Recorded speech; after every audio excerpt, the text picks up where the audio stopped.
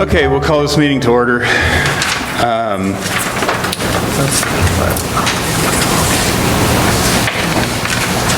We need a motion to make Matt the interim clerk for tonight.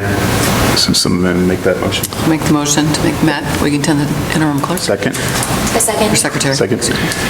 All those in favor? Aye. Aye. Opposed? Okay.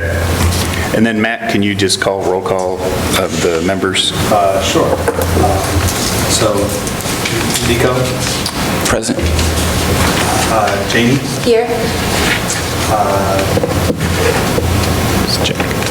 Jack, sorry, thanks. Here. Kathy? Here. Rick? Here? Tessie? Here. Steve? Here. Mike? Here. I'm here. Okay, thank you. And then just as a matter of, had some comments after the last meeting, so if you're going to speak, make sure you speak into the microphone so the audience can hear you and the rest of the board can hear you. So first item is the approval of the minutes from June 17th. They were sent out. I know that there's a revision at the end that kind of, I think, details out the votes we took. So I don't know if you want to take a minute or if you've already read them. The only change so far is the revision at the bottom that came via email. So if we have other revisions, that's fine, but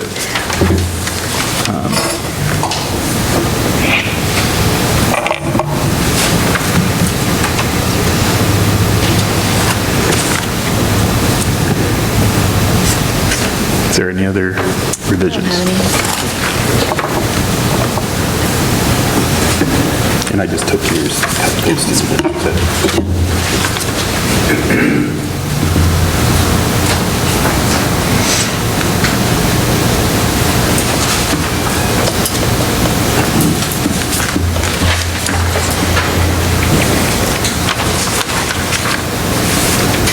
Is everybody good with the minutes? If so, a motion to approve them? Make a motion to approve the minutes for the June meeting. Second?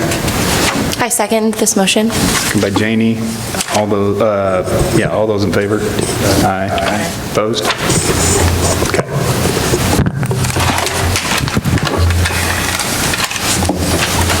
Sorry, Matt.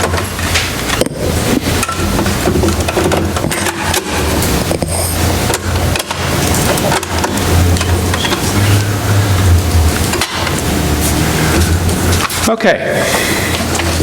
On the agenda, you'll notice in the next thing, so we have the site plan review application by Gary L. Kempf as trustee of the GLK Land Trust, seeking approval of a site plan for construction of a proposed commercial building located at 1001 East War Memorial Drive, Peoria Heights, Illinois, 61616. And the PIN number is included, which property is currently zoned B2, general retail business district. And you'll notice I detailed out the agenda so we make sure we kind of stay on task. But we'll ask Gary here in a minute to come up and present his case and answer any questions from the board. We'll then have any public comments. And then, of course, input from the petitioner if there is any. And then we'll ask Gary if he has any other closing statements. And then we'll have the public testimony be closed unless somebody on the board has a specific question for somebody in the audience, then you can ask. But for the basically the public comments will be closed. And then the commission will deliberate and vote, the board will. And then we have several other agenda items at the end. So,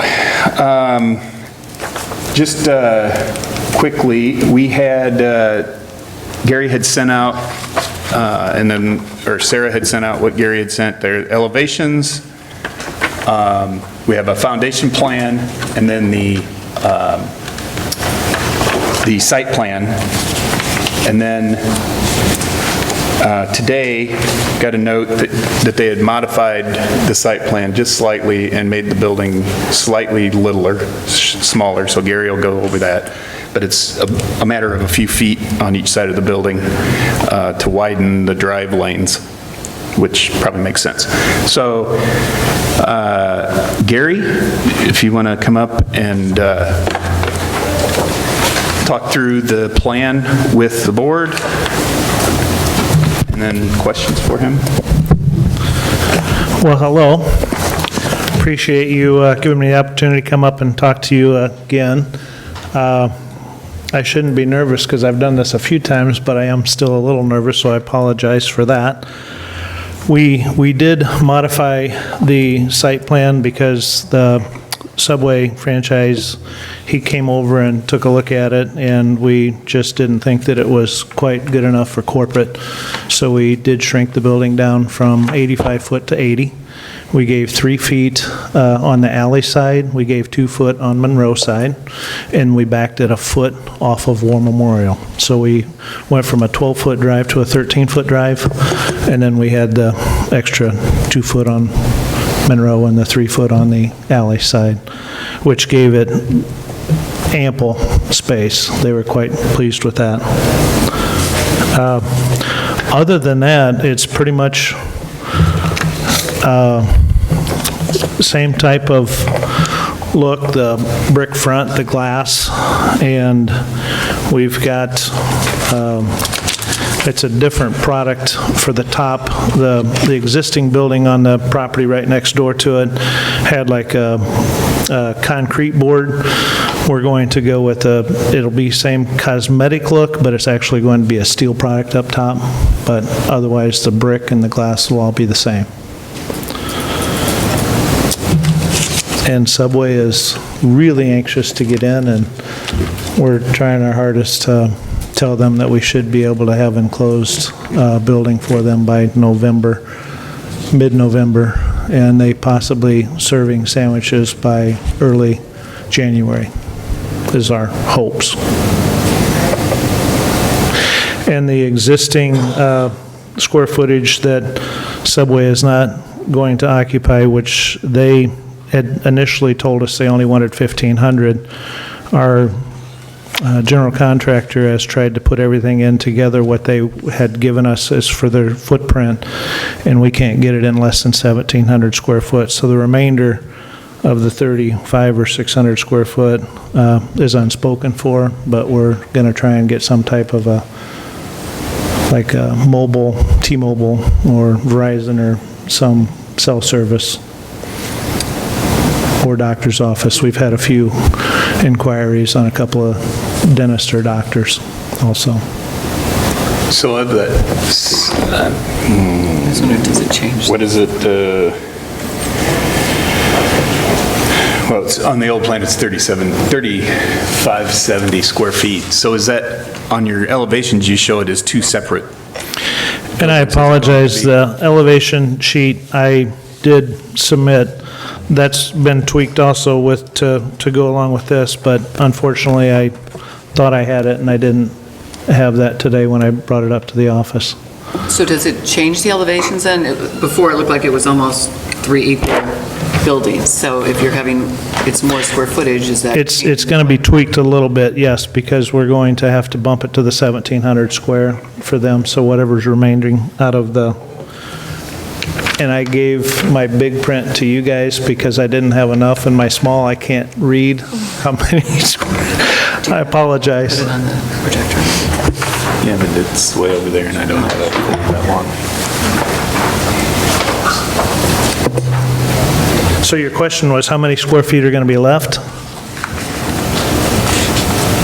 My original question was, so it's 1,700 square feet and whatever the remainder is, it's going to be close to 3,500 square feet or 3,400 square feet. Is it going to be 2, on the elevations it shows, 3 storefronts? Is there still going to be 3 storefronts or is it going to be 2 storefronts or? I apologize. We are going to build it for 3, but we're hopeful that it's going to be 2. We're going to put 3 electrical services in, but we're hopeful for 2. So the front will still look Absolutely. like this with 3 fronts, 3 doors, 3 Yep. sets of front windows? Yes. Yep. It'll just be, the dimension will just be slightly smaller than the Exactly. 20 feet it shows on this one. Exactly. We want to keep it as uniform to the existing building as we can possibly do so.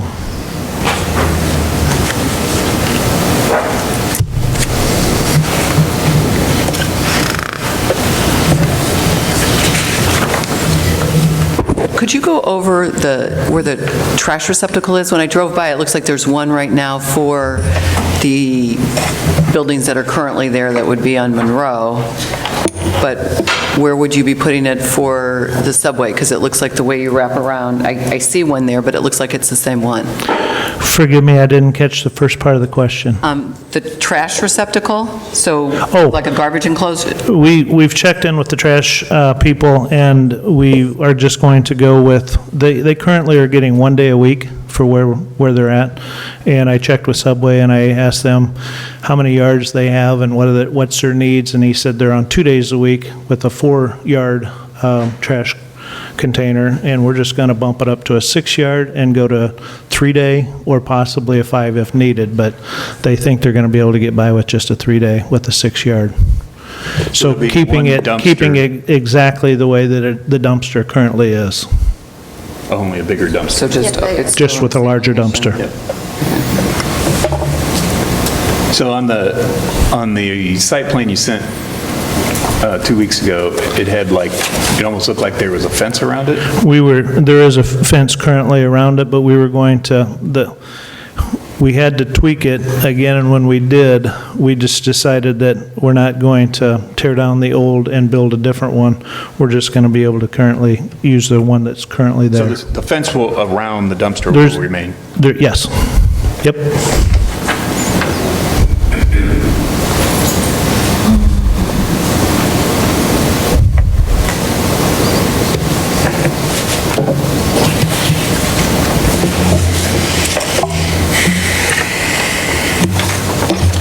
Is the building rounded right there, or is that just the driveway that's rounded, and is that just going to be is that where the drive-through ordering window is? The little bump out? Yeah. Yeah, that's just the actual, that's not part of the building. The building remains, the building's just a rectangle, but rectangle, we're okay. just bumping that out to direct the traffic around the corner of the building.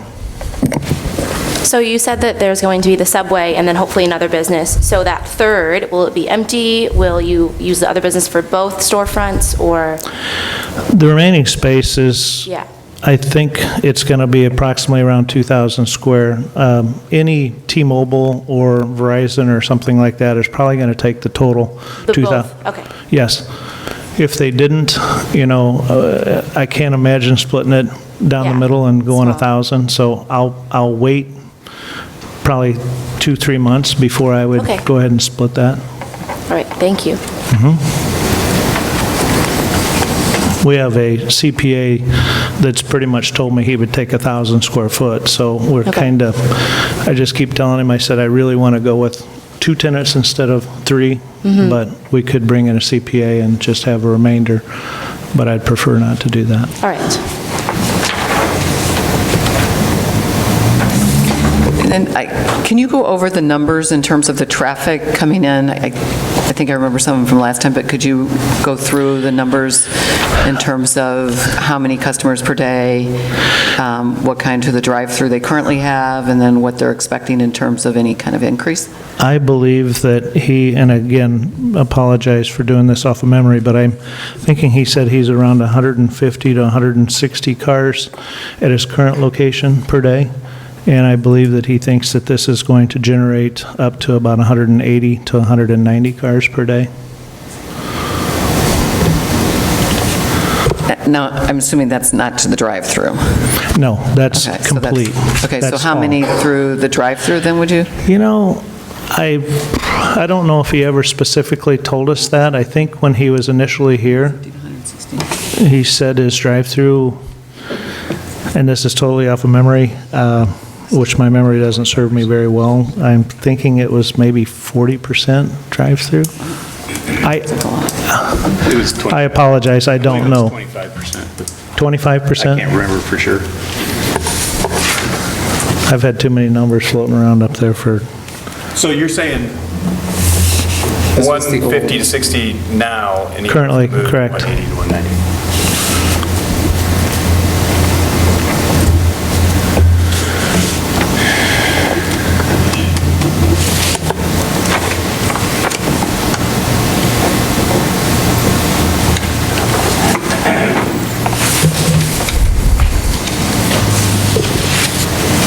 As far as the elevation, you have the front elevation, the rear elevation is actually going to be what you see from War Memorial. So is there anything that can be done to make it look less like the back of a building?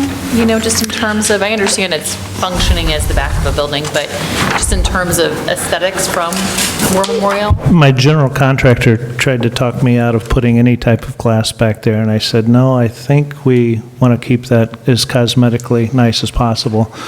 So we did go ahead and put some of the glass. Subway requested that there'd be no glass on their side because they just need all that space for the kitchen. And we're afraid with the retail that if there's too much glass back there, that they're not going to have space for, because obviously when they pull into the front of the building through the parking lot, that will be where the customers are going in. So their workspaces and stations are going to be in the rear of the building. So we wanted to give them a limited amount of glass, but still give them some area to where they could have workstations back and not have a lot of glass. But I think you're going to find that it's going to be a pretty attractive looking building compared to, well, American Party Center across the street, which is the metal building, and then the music shop, which is another metal building. I mean, we're putting the brick in the back. We've added the 3-foot brick all the way around the building to make it just that much more pleasing to the eye, but there's not a whole lot more that we could do to make it, I mean, the glass and the brick is about all we could do to keep it looking moderately attractive. If we have room for the awnings like the current or existing building has, we do plan on trying to put some awnings in the back also to just keep it as visibly the same as the other. What do you mean when you say if you have room? Is it, what would get in the way of that? Well, with the drive-through, where Subway doesn't, in their locations, usually put those measuring sticks to where people are driving through, and they say, hey, our height is 9 foot. Our building's going to be tall enough to where you could put them up above, but we don't want some big type of vehicle coming through and ripping them off. So right now, we're only planning on putting the awnings on the front of the building. And I know IDOT is involved since it's a state road, but can you do any greenery? It looks like there's a fair amount of a strip there. Is there any landscaping you could do to kind of soften it a little bit, or? You know, again, I think this was brought up the last time, and with the amount of green space that we have, and we're trying to utilize it to bring it, you know, to where we can bring in quality tenants and for the space that we need for that. I did talk to Subway, excuse me, about possibly putting some type of low shrubberies around the curbed area there by the alley to where it would just make it look a little bit nicer. But I didn't throw that on the plan because I don't know exactly what it would be, but I think we could do some type of shrubbery there on the corner to make it. And Ameren has got to put their transformer over in that corner too. So there's gonna, and I think they've got some setbacks of how much greenery or how close you can have something to the transformers. So the transformer is going to be in the corner of the alley and War Memorial Drive? Next to the alley Okay, and so in War the Memorial Drive, yes. Southeast corner. On this site plan, it says that there's signs on the rear elevation. Will there still be signs? Can you see the signs when you're driving on War Memorial? The sign on the back of Subway's building of the 1,700 square foot, they do want to have a sign on the back of the building Okay. where their new logo is like a green face with the yellow. There's one exactly like what they're after is out on Knoxville, out behind Yeah. the SEFCU building. It's pretty much an all-green wall with a nice, attractive, yellow Subway on it. Their new logo, I can't describe what it is, but it looks really cool and classy. I know. And then the other tenants, we put signs up then on the backside, or will it depend? That's our intent. We would like to offer that to both tenants Why not? because I just think exposure, exposure, Yeah. successful. Well, I think that makes it look a little less like the back of a building, too. Right. To some degree. Right. And on the old plan, site plan, we're only adding one more light pole. With this building coming in, we wanted to have another light pole in the middle of the Monroe corner, which it'll all be shooting down onto the parking lot. It was sufficient for what it was, but with this building going up, we've talked to different electrical contractors, and they encouraged us that we should probably put one more light pole. So on the old plan, it wasn't in the corner, it was kind of down towards, closer to the approach, is what I'm having here? There's one currently on the approach where it comes in, and then there's another one in the middle of the property on Monroe, on War Memorial, and then we're wanting to put another one up about a little over a quarter of the way up Monroe, over the new parking spaces that's going to be there. Okay, so basically where you'd pass between the two buildings? Yes. The parking lot of the two buildings? Approximately and right kind in of that. where that right in bullseye that- drainage is? Yep, right in that vicinity. So there's nothing in the southwest corner? No. Okay.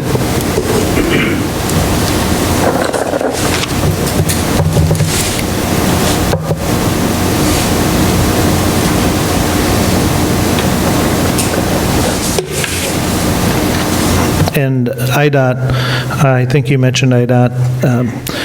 What we have is a 220-foot setback is what IDOT is required for the entrance that we currently have, and they're going to totally enter in through there around the building and back into the parking lot and back out the same entrance. So IDOT is completely 100%. Okay, so IDOT is requiring you then to do the 225 feet back where the entrance is off of Monroe? That was what was required Okay. back when the first property was built. Okay. And that's what currently still stands. Okay. So to be clear, that's exactly where it is today. Absolutely.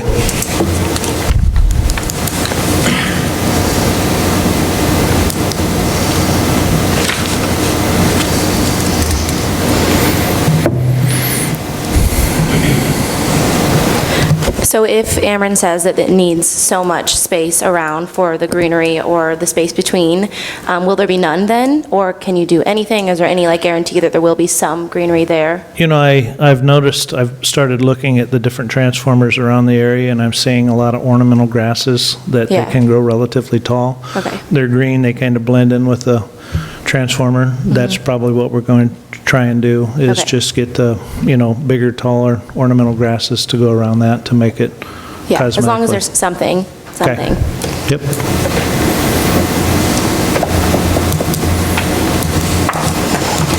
And there's nothing really, so that's down at kind of the southeast corner. But there's nothing really to stop from putting a row of some sort of shrubbery all the way down kind of that drive lane, right? The backside going down the drive lane.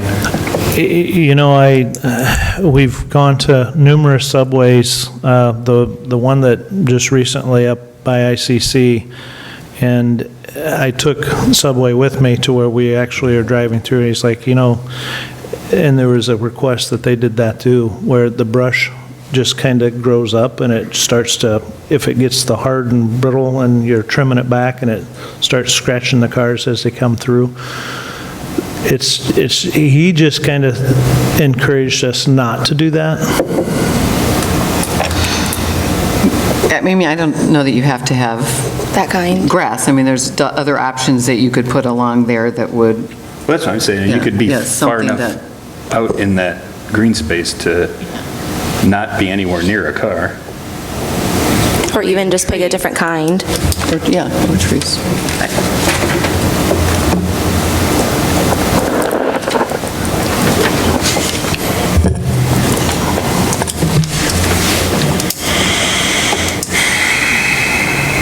What's the dimension of that green space? Is it 15 feet or 13 feet? I apologize, I couldn't hear you. Maybe it's not marked.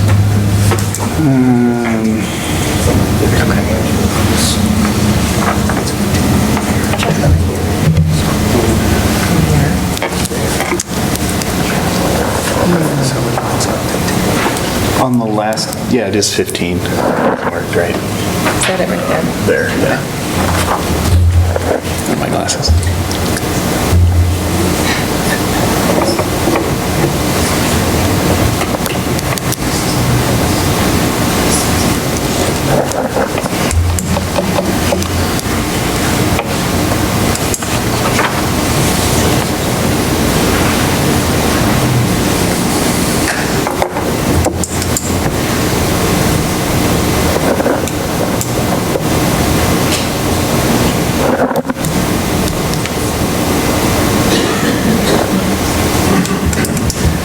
Okay, any other questions for Carrie before we go to public comments?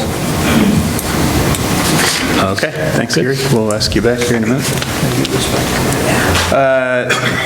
So from a public comment standpoint, if you would like to make a public comment, please approach the podium one at a time, state your name, your address, and any comments you might have about the site plan. And please limit your comments to 5 minutes or under per person. So, do we have anybody that would like to comment?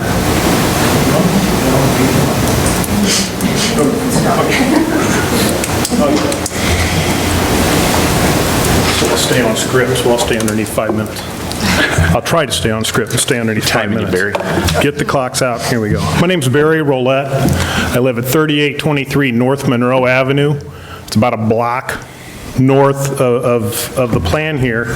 I spoke at the council meeting regards to this too, kind of on short notice, because, well, we've discussed that there are some notification issues that you're going to be working with.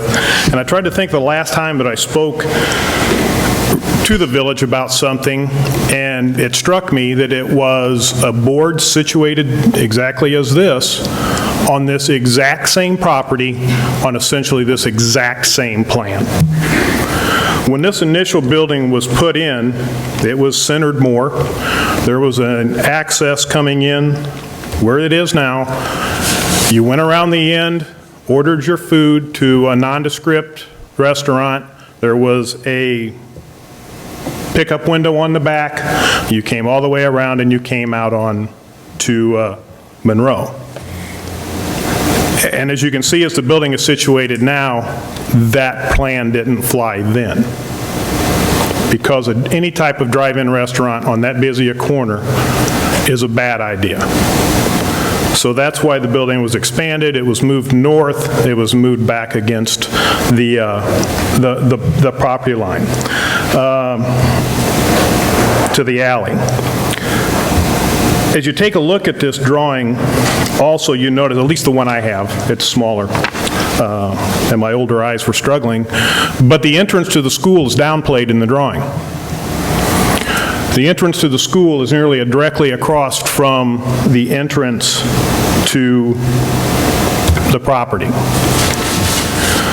That entrance was put in, and that road was developed after discussions with the neighborhood, in essence to cut down traffic generated by the school from being frustrated at Monroe and Moore Drive and exiting up through the neighborhood as we go. Moore Drive is a state route, and it is likely the most highly traveled road in the village, short of Route 29 below the hill. And especially during commuter times when it serves a major pattern for workers living in the Washington-Germantown Hills area that have to cross and use the bridge. The intersection with Monroe is a common location for accidents, and due to the speed, they often involve injuries, which slows up the traffic there. Since I'm here, it's my guess that IDOT said, we're not allowing a drive-through to empty onto War Drive, as the board itself had discussed and we're not interested in doing. I would have also been told and heard that IDOT signed off on this plan. I guess my question I would have on that is, I doubt IDOT approved this plan.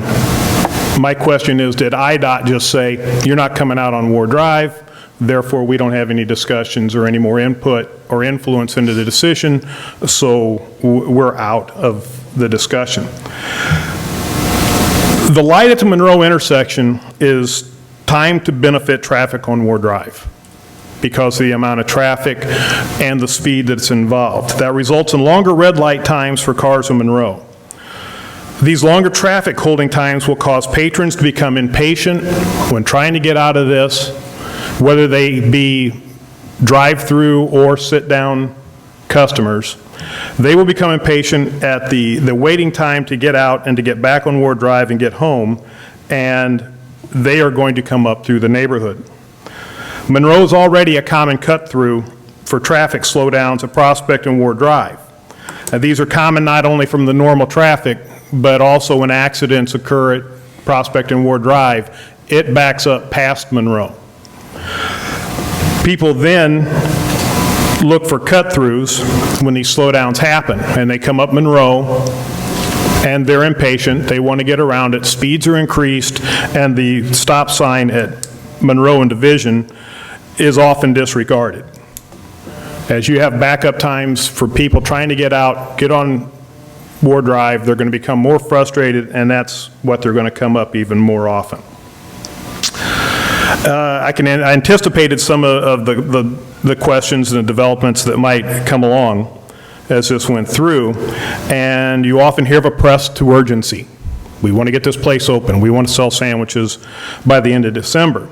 It's also, that's a last card the developer uses to try to pressure boards into making rapid decisions to move policies more quickly. If they want to press you into a decision, making you think that you will lose high-value property investment on Prospect, the Gray Boy Lofts building. If there's an urgency to accommodate Mr. Blickenstaff's development as a concern, his purchase of a building just south of the present subway location would provide one of the most architecturally unique subways in the area, in the Quonset Hunt building. Although parking isn't perfect, it would provide a more rapid alternative site than building a new structure. It would also allow Subway to maintain its location, appearance, its presence. People wouldn't forget where it is. They would also be available to move back into the mixed-use occupancy that's being built at their certain location. There are better sites available for an occupancy of a drive-through Subway. Right down, a block down Prospect, a block down War Memorial Drive, there is plenty of open ground with businesses that operate essentially the same there. Leonardo's. There's plenty of open space that you could enter off of the back street or the alley to accommodate a drive-through for them at that location. It'd definitely be easier on and off. I also don't believe that rapid high-dollar development should be expedited at the expense of degrading the safety and quality of life issues in lesser valued areas of the village. That we got to find a place to shoehorn in Subway because we're kicking them out of their Prospect Road development. I would ask that you can concur with a precedent set by the previous versions of this board, of this review board, and again deem that this is not the proper location for a drive-through operation due to safety concerns. The developer has already spoken that he has spoken to at least 3 people that are interested in going into this building that are not drive-throughs, that are not traffic generators. CPAs, doctors, lawyers, stuff like that. I don't have a problem with him building a building. I don't have a problem with him making rent off the structure. My problem is that this is an inappropriate occupancy for this location, and for that reason I would ask you to not accept the site plan for the facility. Thank you.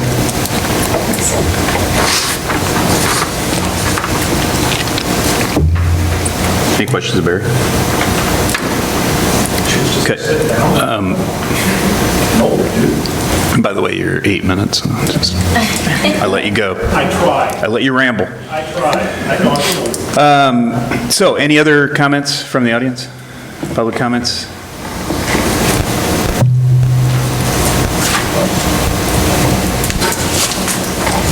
Thank you. My name is Dolores Sylvester, 3319 North Biltmore Avenue. I am in Peoria. I am here tonight to represent Dan Callahan from Greg's Florist, and I've been following this along with him. So anyway, we have a few points. We're not sure whether this is the right place for the subway drive-through, density-wise, and also what the long-term plans for the village are, because, you know, we don't want War Memorial to become another university between Forest Hill and War Memorial. So it's like, how does this fit into that long-term plan?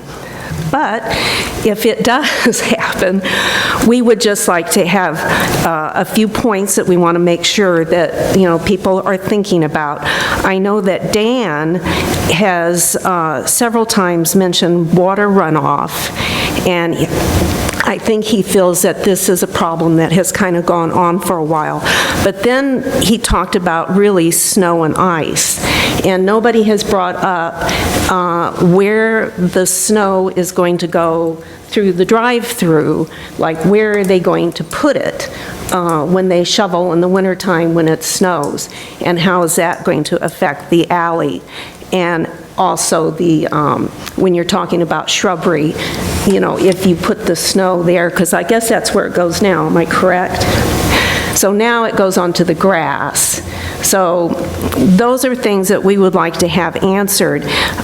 Gary said there's going to be curbing. He was nice enough to come into Converse, or not Converse, I'm sorry, I'm still there, but into Greg's and show us the plans and everything, and we do appreciate that and all the efforts that he has made to try to address all these concerns.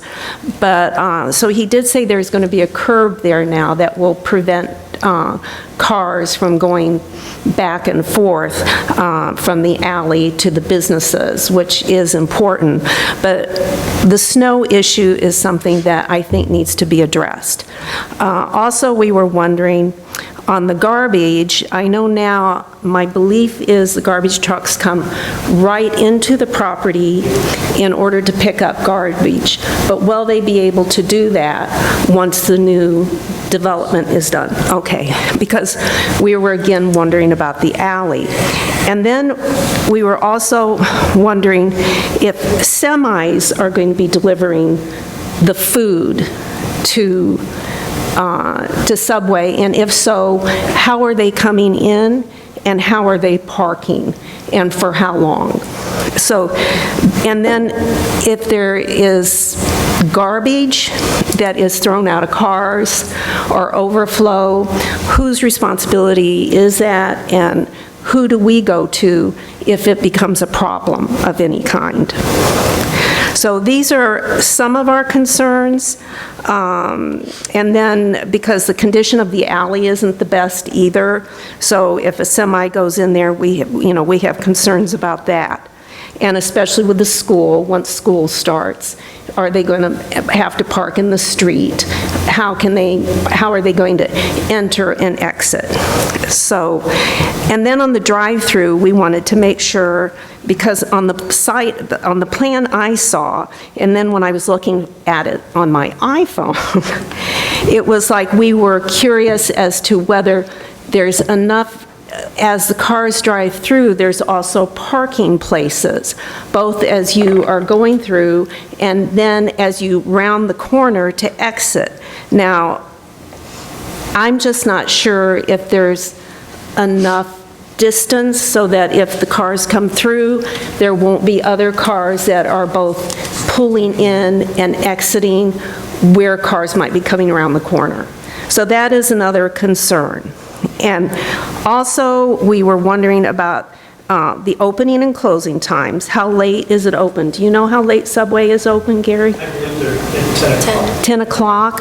Okay. And then on noise, they don't play music or anything like that, because I know McDonald's does, but they don't. Okay, that's good. And then the lighting, so it sounds like he's kind of taken care of some of the lighting issues and also the signage, how that is.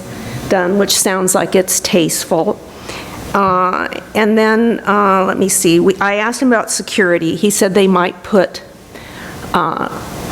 cameras on each corner of the building, because I know both his building and our building have been broken into this last month. So this was another issue, because now our building will be blocked from the street, which it, wasn't before, but now there won't be any vision from the street at all. So, and then the landscaping. Are we losing green space and at all in this, or? It's probably about 125 square foot of grass that we're taking to make the little bump out for the turn.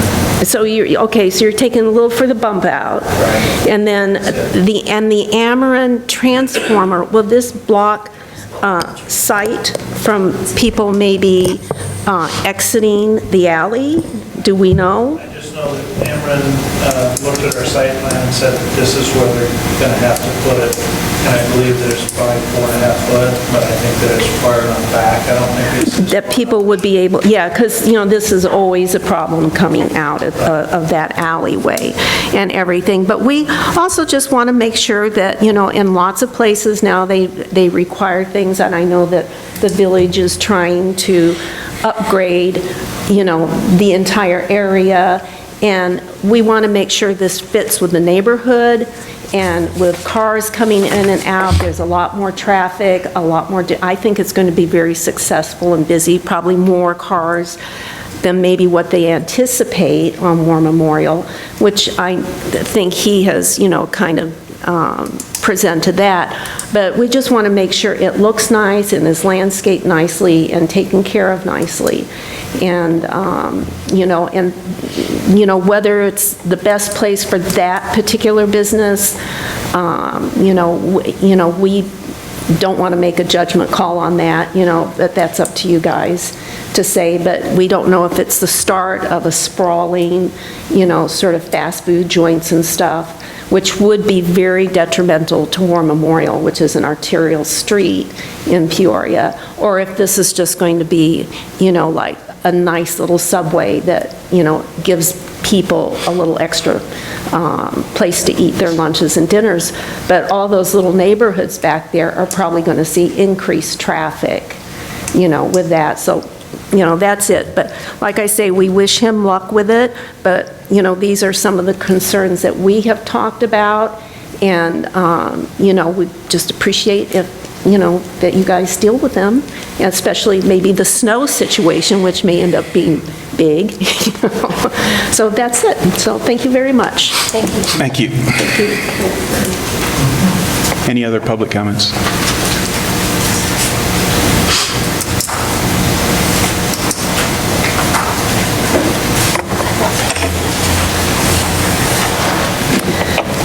Good afternoon. I'm Jeanette Gruber.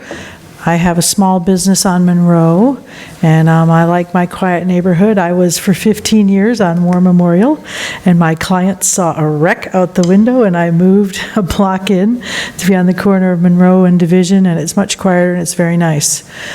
We have a concern about this particular situation. I must say that I find Barry's information about whether the drive-through is a good use of the space or not is a really great point. I must say I do agree with him that there are probably better places for a drive-through. I also would like to observe that this plan versus the prior plan that was offered for this situation, I do find it to be an improvement, and I would gratefully receive the extra work that your group did to make it better. I'm not convinced that losing green space of 125 square feet is what I need, or what I would recommend or would want for this space. I did want to ask just a couple questions of clarification. So is this what I'm supposed to ask, Gary, or is there another time? You can. Is now, okay, all right, thank you. My understanding from your first suggested plan is that the whole new building was 4,500 square feet, is that correct? Approximately. Okay, and now the version that I saw, subject to the subtractions that he talked about, right, all the way around, it's 5,070. It's less. Because 3,570 plus the 1,700. I thought you said 5,070. I did, but I would just share with you, the 3,570 was noted as a second space that could be enough for 2 businesses or 1, which has been discussed. No, the whole second building is 3,360 according to the site plan. 3,360, okay, because, And the old building is 5,080, right? 5,080. Building? Right. Yes. So altogether, it's like 8,000 square feet, or a little over 8. so your understanding is the 3,570 square feet is, what did you say? 3,360 now. Thank you, I don't have any revisions, so 3,360 is inclusive of the portion that Subway would use? Yep. Okay, that's helpful to know. That wasn't clear to me. I'm not a blueprint reader, but I do know what the space looks like. Thank you. I guess I just wanted, well, I'm very glad I asked. This is part of why you ask questions, is because my inferences was that it had gotten bigger. The other question I had is, so your understanding is that we will be, the potentiality of you folks approving this would mean that 125 square feet less of green space, right? Okay, and that's from the little curve. I was curious about that circle that's kind of in the middle, that has some nice bushes and a few flowers now, and like a light in there. What happens to that? Is that considered green space in your view? In the middle of the expanse of parking right now, No, that's going to be moved. that circle, Right. but is that considered green space? No, No. Okay, so you're saying all the green space is the grass? this is grass, exactly. And that circle doesn't count? Okay, I had thought that that circle counted as green space. I would just share with you that extra bushy, flowery, cute stuff will be gone. So I would observe that I'm going to miss my green space, and it's not mine, it's his. So I would just be respectful about that. There was something else I wanted to just share, which is, I did talk to the school, and there was someone there. There were a bunch of vacations going on, so no one's here. But I would just share with you, there was some concern about that much more traffic. I would also recollect, from my imperfect recollection, that the drive-through traffic was about 60 customers out of the 200 a day. That was my recollection of that. It wasn't a percentage, it was a number of customers. So that's 60 cars, right, every single day, and then plus Which is about more than that. 25%. I think I That did the sounds math. about right. I did the math when he said the numbers, is what I did. Fair enough, and I remembered the numbers, so we can be different and still be right. But I would just share with you, that's 200 extra cars coming into that space, including the school situation, including the traffic that's there. And I really would be interested to know if the stoplight situation can be revised. It probably can't be. And so I would share with you, I am concerned for that impatience and the zipping around and turning around and going up Monroe, which is closer to our place.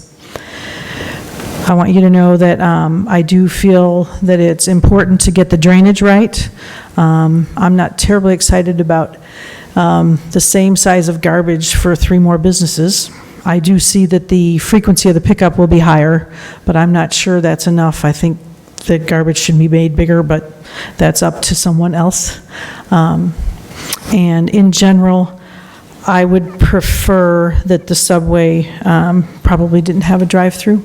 I do understand as a CPA that it does increase your revenue, and that's a good thing, and we do want revenue. I wanted to say my concerns, but what I said at the beginning was it's a much improved plan over the other one. So those are the kinds of things I would suggest. Is there anything else you would like? I was just going to make a comment on your garbage comment. Okay, He please. did say that it was 2 more yards, so the can would be 2 more yards bigger. 4 yards to 6 yards, yep. Right. I've rented 15-yard ones before, so. I just had That's a question. small. You had said that you had checked with the school. I was just curious what times the school, is it 9 to 3 or 8 to 3? Just curious what their traffic patterns are. I was curious about that too. The person was, they had received the notice, but they said they couldn't tell what was going on by the notice. So I would just share with you, I said to them, okay, well, this is my understanding of what's happening. So, but they said that their really busy time is about 3 to 5, and also in the morning, boy, I think it's 8:30 they start. I'm not sure, like, I live across the street, do I know when they start? I'm sorry, I didn't have a kid there. I'm sorry. Real similar to St. Thomas. Yeah. Is it your, They run the, after-school activities, Right. track, basketball and all that, those kind of things, so it can run later. they have a conference that they're in, so there's other teams that come and play there. I know my kids went and competed with Peoria Christian, so, and I raised my kids in Germantown, so I would just share with you, there's quite a bit after school that goes on, and that would be the dinner hours too. Overall, I like the idea of Subway. I would prefer that it was just Subway. That's another option that might be considered, but it hasn't been considered at this time. But I would just share with you, the density is of concern to me. I'm worried about that. Thank you so much for the opportunity. Thank you. Okay. Any other public comments?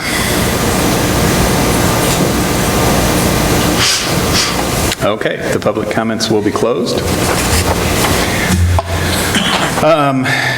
So, Gary, I have a couple questions from that, back for you. What about the semi-traffic?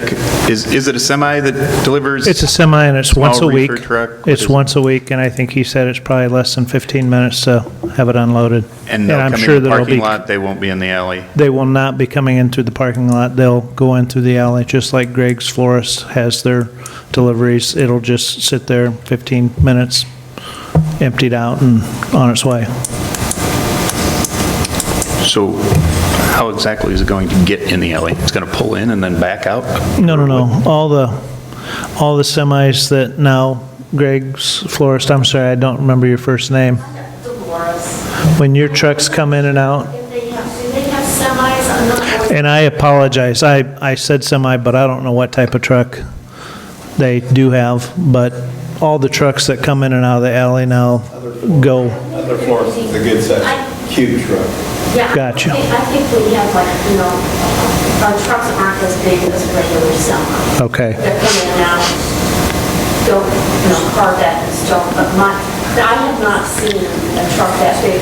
And the only place they could come in is like from the end of that alley, which I don't know how that was a division. I do not know how that alley would take a regular big semi truck to be looked at. And I do not know if it is a semi. I just said semi, but I have no idea what type of truck. I can't even visualize Subway trucks driving around, so I don't know what size it is. But all the deliveries that come through all the alleys, we also own property there, the Don Sweeper Building, car lot. I've seen semis coming in and out of all the alleys that we own properties on. I mean, the garbage trucks are pretty large. Coming into the Don Sweeper Building, they don't have any issues whatsoever. Is it a deep residential area like that is? So, I don't know how many trees or how wide the alley. I'm just questioning that maybe it should be checked out and make sure the size of the property. And if they find that there's an issue, they could possibly pull into the parking lot and pull around. I'm just not sure, again, how large the truck is. But with Dave, the owner of the Subway franchisee, he owns 11, and he has looked at it and said that there's not an issue whatsoever. And then again, that it's just a once-a-week delivery, 20 minutes. I'm not sure how many trucks are delivering on a daily basis down the alleys, but, right. Okay. And then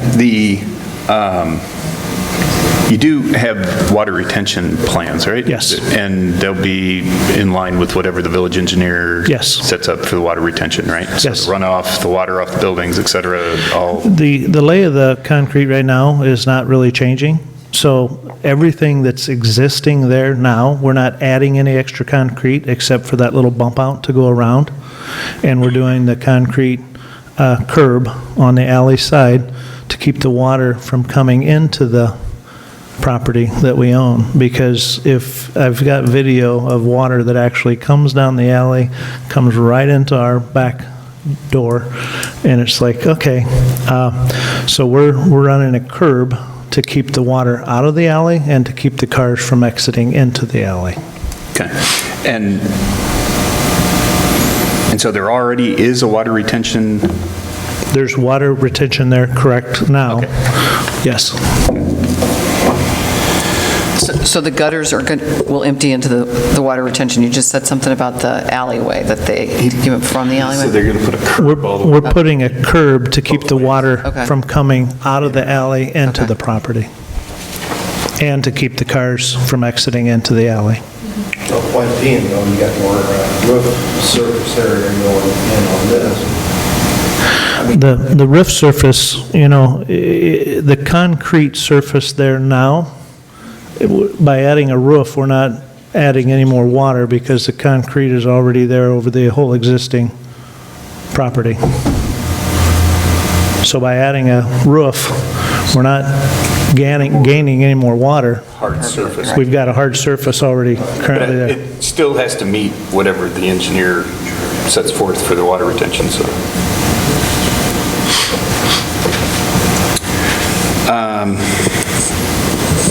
And so, do you have any answers for the snow removal then? I mean, just in general? It's interesting that she brought up the snow removal. A few years back, well, it was about 3 years or 4 years in a row that Greg's would put their snow from their parking over into the back on our property.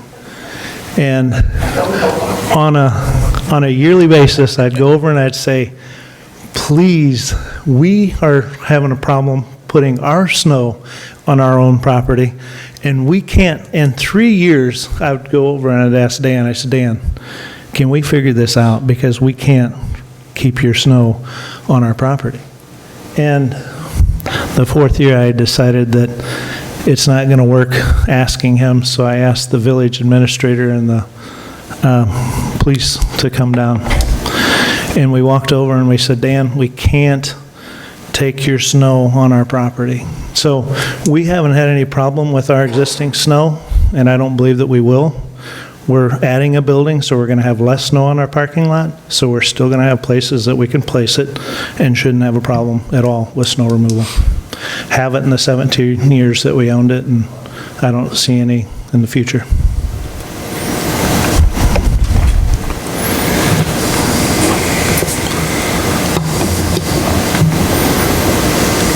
Okay.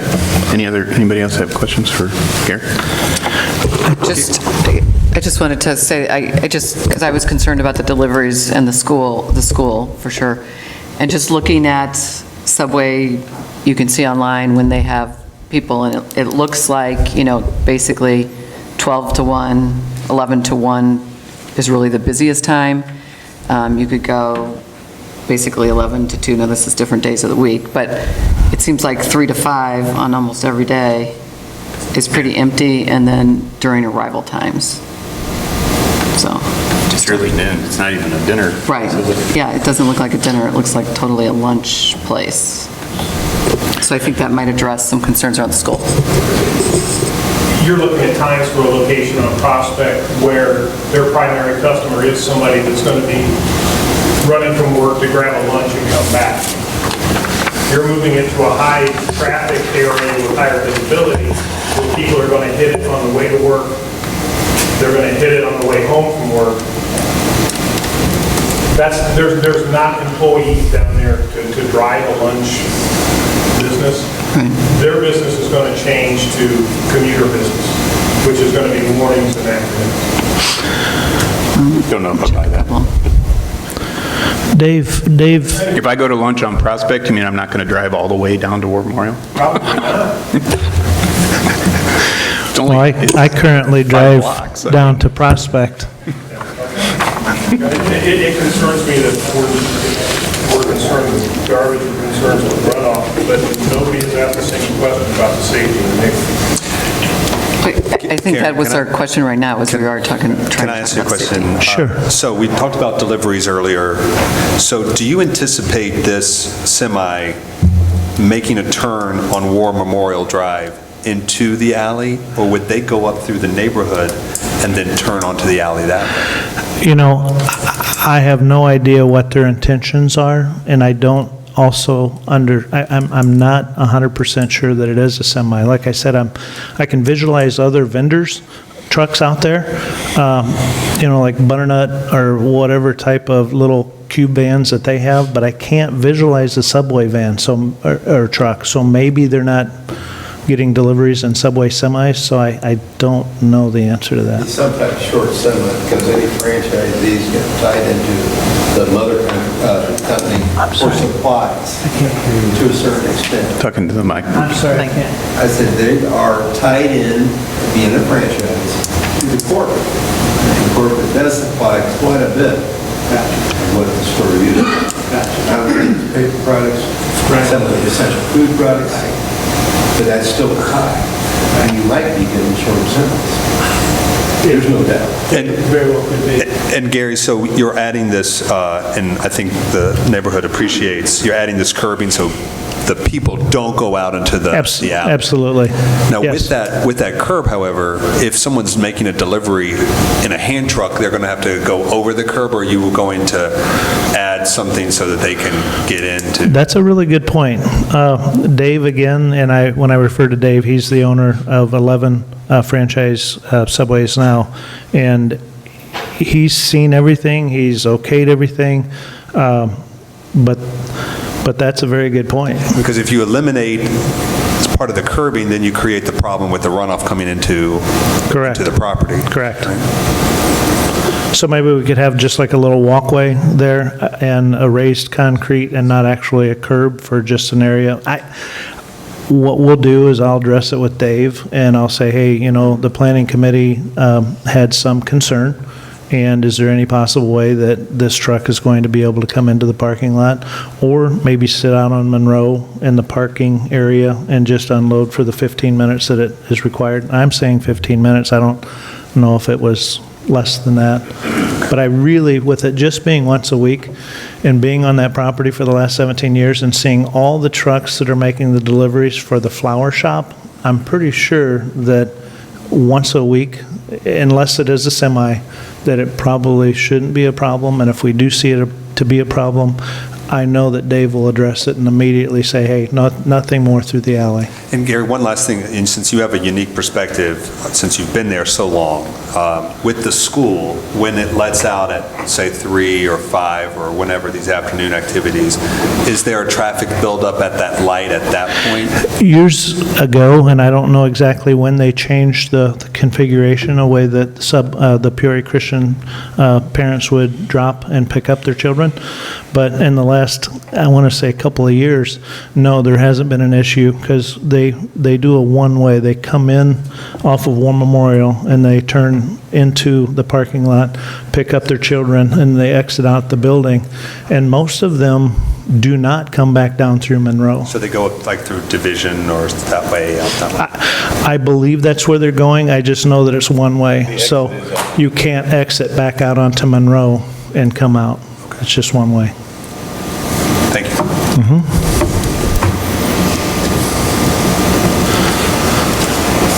And if I could, just one more response about the school. The people that we have talked to, they love the idea that Subway's coming in, and they can't wait to use them possibly on a once-a-week basis to deliver their lunch to them.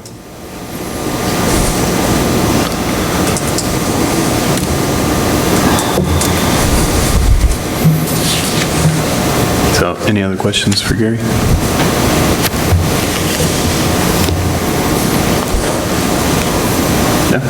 Thanks, Gary. Thank you very much. So any other discussion by the board? Any questions, comments? I guess I only have one other question. Is there a lot of traffic with kids walking and crossing the road just on their own that we need to be concerned about? In the summer, there's kids playing. More during the school year, where you have volumes of... Very, very few. Occasionally they'll have a work day to where they're all through the community so they're and mostly- doing whatever, but as far as day-to-day, I'll see them exit out and get onto the school bus, but they're never across the street. And a lot of very Christian parents will utilize our parking and park in there, waiting for the time to come to where they can pick up their kids. I'll always see them, they'll be in there texting or whatever, just waiting. And then as soon as it's time, then they'll pull out and go over and pick up their kids. So we kind of work together. I do want to address that I understand your concern about the neighborhoods. It makes sense, and I can empathize with that. I'm not sure how many, other businesses won't also generate more traffic. I think it's going to happen, but we're addressing it with the curbs and all of those things, and I also really appreciate that we're still putting a subway in, and even though it is further down, it is nice to still have that, type of restaurant around. Yeah. The curbing that is going to drive them back out on Monroe is the problem. The better solution was to take them onto Ward Drive, which gave them an immediate out. The state says you can't do that. That's what killed it as a safe occupancy for that facility. By the curbing directing them back out onto Monroe, they are now hindered by the stoplight. They're now hindered by the weight. That stoplight backs up so bad that if I got to turn left, I avoid that intersection, and I've lived on that street for 50 years. If I got to turn right, yeah, I can make it. If I got to turn left, I find a way to get to Prospect because the light backup is so long. Okay. And people are going to become frustrated, and that's when they're going to begin filtering up through the neighborhoods. I understand. Our better solution was Ward Drive. The state said no.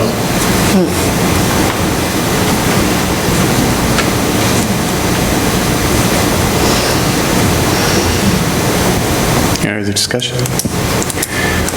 So the two things that still concern me a little bit are the unknown delivery. I mean, without knowing that, without knowing what kind of trucks, without knowing what time frame, without... Back to the traffic, the safety. Exactly. But like I said, Can you use your microphone, Mike? it's a semi and we don't. Yeah. Well, I mean, you look down at, Pizza Hut has a Subway every week. But down there, they pull, down there on Memorial, they pull right into the parking lot. So I don't know what would keep them, if they're doing it, 6 o'clock in the morning, they could use the parking lot. But I want the guarantee that they are using the parking lot, not the alley, because I can't imagine a semi going down that alley.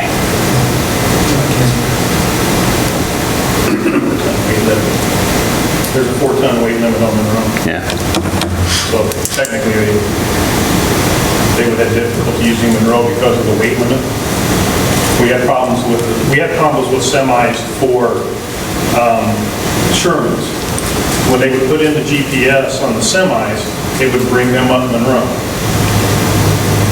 So they had to change the weight limit on Monroe to prevent damage to Monroe to an 8-ton weight limit, or 4-ton weight limit on Monroe from Ward Drive to Marietta. So anyhow, that is my probably primary concern. Without knowing that, I would like to know that before.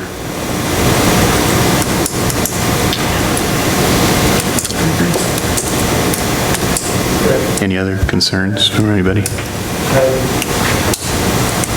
I've owned a building on Prospect up here, right next, the Purple Bubble Bar is there, and I've owned it for nearly 20 years, and the semis that come in and out and drop off the food deliveries for all the restaurants that are there, They're basically just there, and it coexists with the, people trying to get in and out of the alley. A lot of times I'll have to back up and turn around and get out. But as far as semis there, they are regular full-size semis, a lot of beer semis, a lot of what have you. I mean, we're talking probably 15, 20 semis a day going in and out of that alley, and it's never been an issue. But I do understand your concern, so what I would like to do is propose that you guys to deny any semi usage through the alley, and Subway will come into the parking lot. I said that we would use the alley because I felt that that's what the alley was meant for. But if you feel that it is more important that there's no trucks allowed for Subway deliveries, I guess we could go that, well, no semis, but if they're small cube trucks, if we could still deliver through the alley. But if you don't want any semi deliveries for Subway, I just recommend that you deny that, but we'll have all the deliveries in the parking lot. I think the time of the day is important as well to know, because I think with the school and a semi coming in and getting out, and people arriving, so I do think time of day and what, I think both of them apply. Okay. And it doesn't sound like you got that information right now. No, Yeah. but I can have it before the next Know what meeting. the plan, yeah, I'd just like to know what the total Sure. plan is for deliveries, types of trucks, when, et cetera, because I think it does play into coming in and out of that. If I could, I'm going to make a real quick text, and I could probably have it to you before you guys are even done, because I'm pretty sure he'll respond like immediate. If I don't have the response in time, I understand, but I'm going to go text him right now. Okay. And then the only other thing I have is when we get to making a motion, I'd like to make it, let me check with my attorney down here, but I'd like to make it contingent on them either, if it's approved, that they then have to come back with a comprehensive landscape Yeah, plan. I agree. To be approved on top of the site plan, because I just saying, well, we might put some shrubs in, or we might do something, Until we amend our ordinance to require specific landscape requirements, I don't know that we have authority to make that a condition. I would worry about that exceeding the authority. You're getting into design elements, which is okay. If you've seen the city of Peoria's ordinance, every imaginable plant that could possibly live in central Illinois is identified with points, and you have to provide so many points. It's very specific, and it's part of the site plan review process. We have not yet made that part of our process. If we're going to do that, we need to do it through an ordinance okay, amendment. so if we can't do it that way, how do you make sure that there's some sort of landscape plan? We call out in our application, they have to have a landscape plan. So if it's They're landscape. supposed to show us what they're doing. Right, but if it's just grass and we want it to be something else,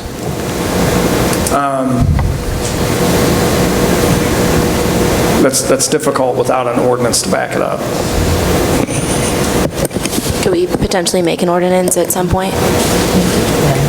well, we have to amend the ordinance. Yeah. But like you said, it gets real, when you start talking about plants, and you have to like list What kinds of plants, stuff? and Yeah. it just kind of gets too specific, I think, right? If you read Right. yours, it's way crazy the other way. The right? concept is it cannot be arbitrary. In other words, this board does not design layouts for developers. We set rules, and then the developer comes to us and says, here's what I'm doing, tell me if it complies with the rules. If it doesn't, point me to the section that it doesn't comply with. We can't do that here. So you're saying the Peoria plan actually gives you the list? Oh, yeah. You come up with Absolutely. a point scale that meets their, so I say I have 50 Absolutely. points, they say, fine? Yep. Okay, so Yep. they have a minimum required? Exactly. Okay. Rick, I got this question if you like. Okay. It's always Friday morning before 11 o'clock. It is a semi, and it usually takes them less than a half an hour to unload. and he said that it shouldn't be a problem at all doing it off of Monroe. And back when I had a janitorial service delivering supplies on War Memorial, they actually stopped in the middle of War Memorial in the turn lane, and they deliver our supplies. So when you say doing it off of Monroe, you mean they're going to park on Monroe then? Or It's they're going to just- come into the parking lot off of Monroe? They could do either or. Well, if it's during the lunch hour, I'm sure that they're not going to want to pull the semi in at 11 o'clock on a Friday morning into the parking lot. Yeah, I don't know how they do it on Prospect, but it just seems illogical that you'd bring it in during your busiest time of the day. Right. And I think that, I believe that compounds the traffic issue. So I don't know if there's an alternative. You'd think they'd come in the morning, like 9 a.m. or 8 Well, again, 6 a.m. he didn't know the actual length. I asked him if, is it a regular size semi-trailer that we're talking about? And he's like, Gary, I don't know. I don't think it's that big because it's Cisco, and I can visualize Cisco trucks. Cisco are semis for the most part. I mean, they have short cube trailers, but they are large. Okay. I mean, we see them, going by to deliver. I Do we have think a any- Cisco worker here? I think any type of restaurant has got to have some accessibility to be able to drop their, goods off. I love the idea that it's just once a week. I think any other type of restaurant, including McDonald's, is going to be probably once a day or maybe more. So I think it's very, neighborhood friendly compared to what another type of restaurant might be.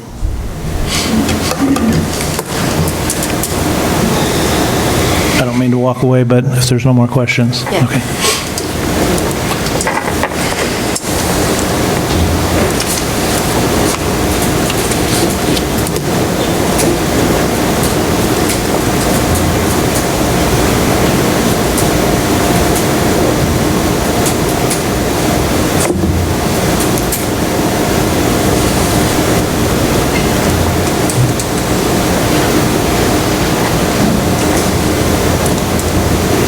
Sorry, I'm looking on Google Maps.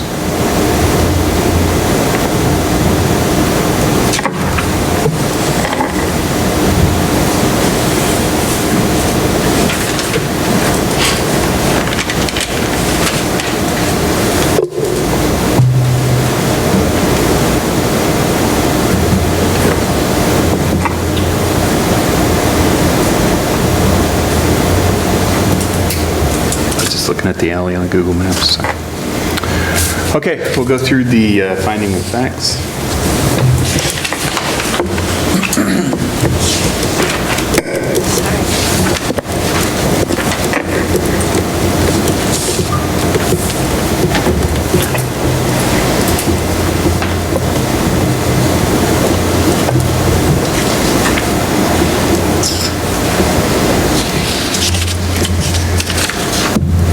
Okay, so just to recollect everybody's memory on this, right? Go through all of them. If any of them fail by a majority, then we're done. Okay? So I was going to ask you this before, Mark. So since we're doing this and we're going through and saying yeses and nos, should we take an actual vote, or do we just, we haven't been actually calling roll or doing anything like that? Right. You don't need to call roll. Do we do ayes and nays? Yeah, that's ample. Okay. And Rick, before we get started, so this, what we are talking about now, are we talking about with the no deliveries in the alley? Well, so the first thing we need to do before we go through the finding of facts is we need to have a motion, I think, that we're going through. So we need a motion to either approve or deny. Obviously, we can add conditions. So you see at the bottom there, you can add conditions. So we need a motion to either approve or deny the site plan as is, as we know today. I move to do that. You move to approve the site plan? Okay. Are there any conditions? The conditions would be that there would be no deliveries in the alleyway as well. don't know if they would be able to do it, but should be no conditions on Monroe. I mean, no Deliveries on Monroe. So the conditions are no deliveries in alley or parked on Monroe, right? Yeah, a semi shouldn't be parked in the alley or on Monroe. So are you saying it's okay for them to pull into the lot, though? Is that They can what- pull in their lot, they can unload in the lot, Or- and then they can exit the lot out onto Monroe and out onto War Memorial, not going through. And by them being unloading on Monroe, I could see that truck just taking right off and going up to the neighborhood. So this forces. So no North Monroe traffic. They have to go into the thing and then back out of there. Then I could also see the center pull back on the road or along loading line, creating a problem there too. Seriously? Yeah. So that's part of the vote then, of whether you want to approve it or not. Can we, and can this add, we can't add the condition of any greenery, right? We just kind of have to like let them decide. Not really? Yeah, Got it. I would not be comfortable with that. Okay, got it. I just had to ask. I think maybe we can just unofficially ask Gary to look at landscape along the War Memorial side of that. I'm sorry. I said unofficially, we need you to look at landscaping, bushes, shrubs along the whole War Memorial side of that side of the building to try and soften the fact that it's the back too. Or just anywhere you feel comfortable that it could be added to make, it look nicer and have some green space. And Gary, is the requirement that a truck unload in the parking lot going to be a deal breaker for a Subway? Again, it was a real quick phone call, but he said that it's usually before 11 o'clock on Friday. So if it's there at 7 o'clock, no. Right. But if it's there at 10:30, I could see him, and I don't think he has much control over it. I just know that he has a set day, he said. Yeah. But he said it's just always usually there before 11. And maybe he can't talk to the delivery people and say, hey, you know what, we need to be the first stop. Again, I just know there's tons of trucks with deliveries in that alley on a regular basis. Not semis. I do get that. So if you could in your past, could you specify no semis? Because there's all kinds of other trucks already in the alley. And if Subway ever has a delivery that's not a semi, I think Subway should be able to use the alley just like the other trucks that are making deliveries. Can I add to that? Because I texted Dan because I was unsure. Because I said, do our trucks enter from our parking lot or alley, and do we get semi deliveries? He says semis, and frequently they come through our lot, which is off Faber, and then drive through our lot. He says, as you may know, the concrete part of the alley side is grazed. It abuts the alley, so there's two halves to the alley. So I just thought if that helps them, it helps you as well. So Matt, we have a motion, no second, so you can amend your motion to any other condition, or is that the way you want to leave it and ask for a second? Well, we can amend it to the semi. So no semi-deliveries in the alley? Yeah, I mean, it is what it is, but yeah, no semis deliveries. In the alley or parked on Monroe? So we're specifying semis. And by semis, I think we want to be specific and say, the 18-wheeler, 40, Mike, what are we saying? 40 You can find somebody can be 3 feet down. Yeah. How far? What is it? 53 feet is about the side of the center. So we don't want one of the big boys coming down. Yep, okay. By that, I mean 53 feet by big. Sure. Yep. So 18-wheeler semi, 53 foot. No semi-deliveries in the alley or parked on Monroe. No North Monroe traffic. Okay. So that's the motion. Do we have a second from anybody? I'll second the motion. Okay, second by Kathy.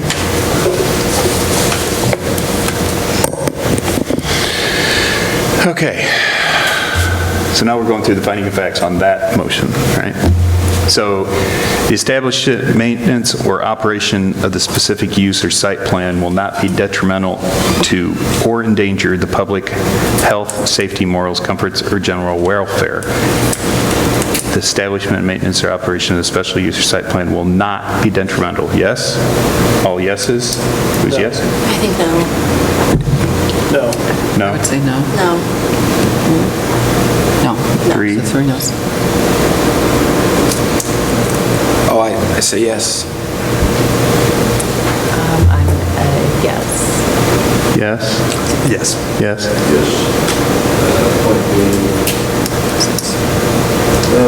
is it or is it not a detrimental to safety? Right. It is, so a yes vote would be. No, a yes is saying that it will not be detrimental or endanger public health.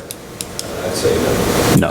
Okay, so 1, 2, 1, 2, 3, 4. 1, 2, 3, 4, 5. Right.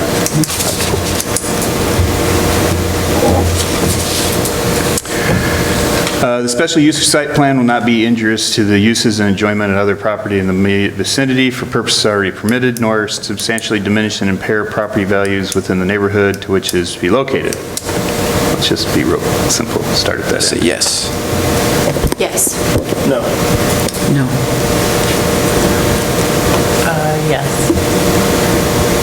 Yes. Yes. No. 6-3. 6-3.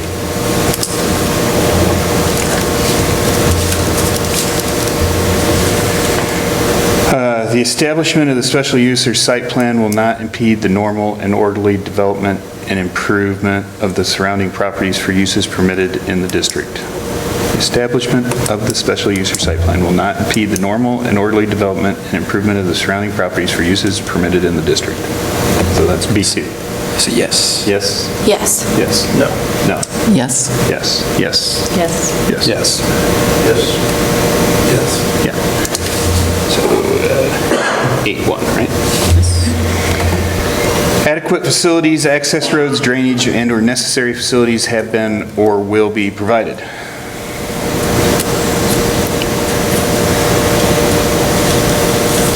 Say yes. Yes. No. Yes.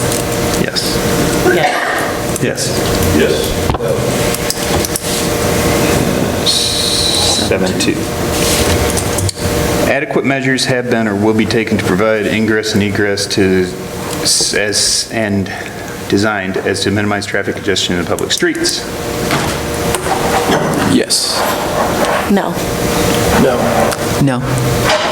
Yes. Yes. No. No. No.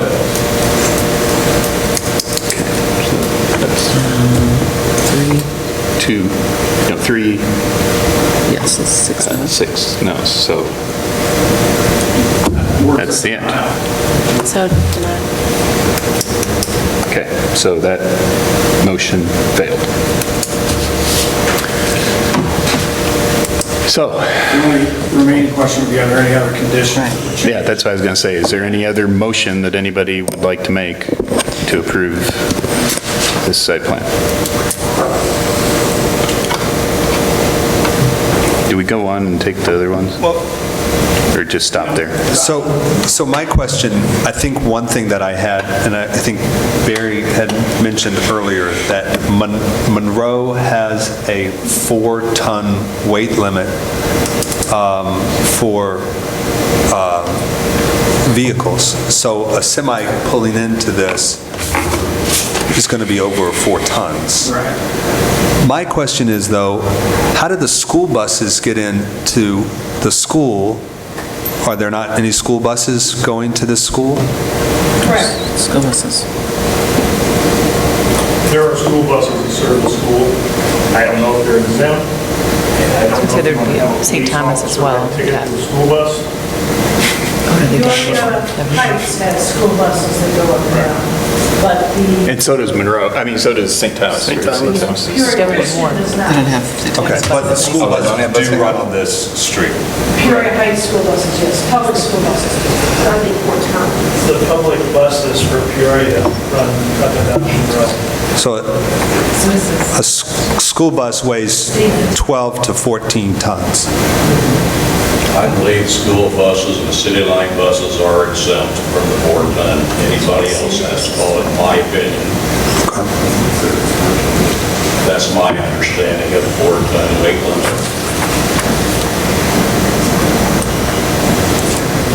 So It's a good question.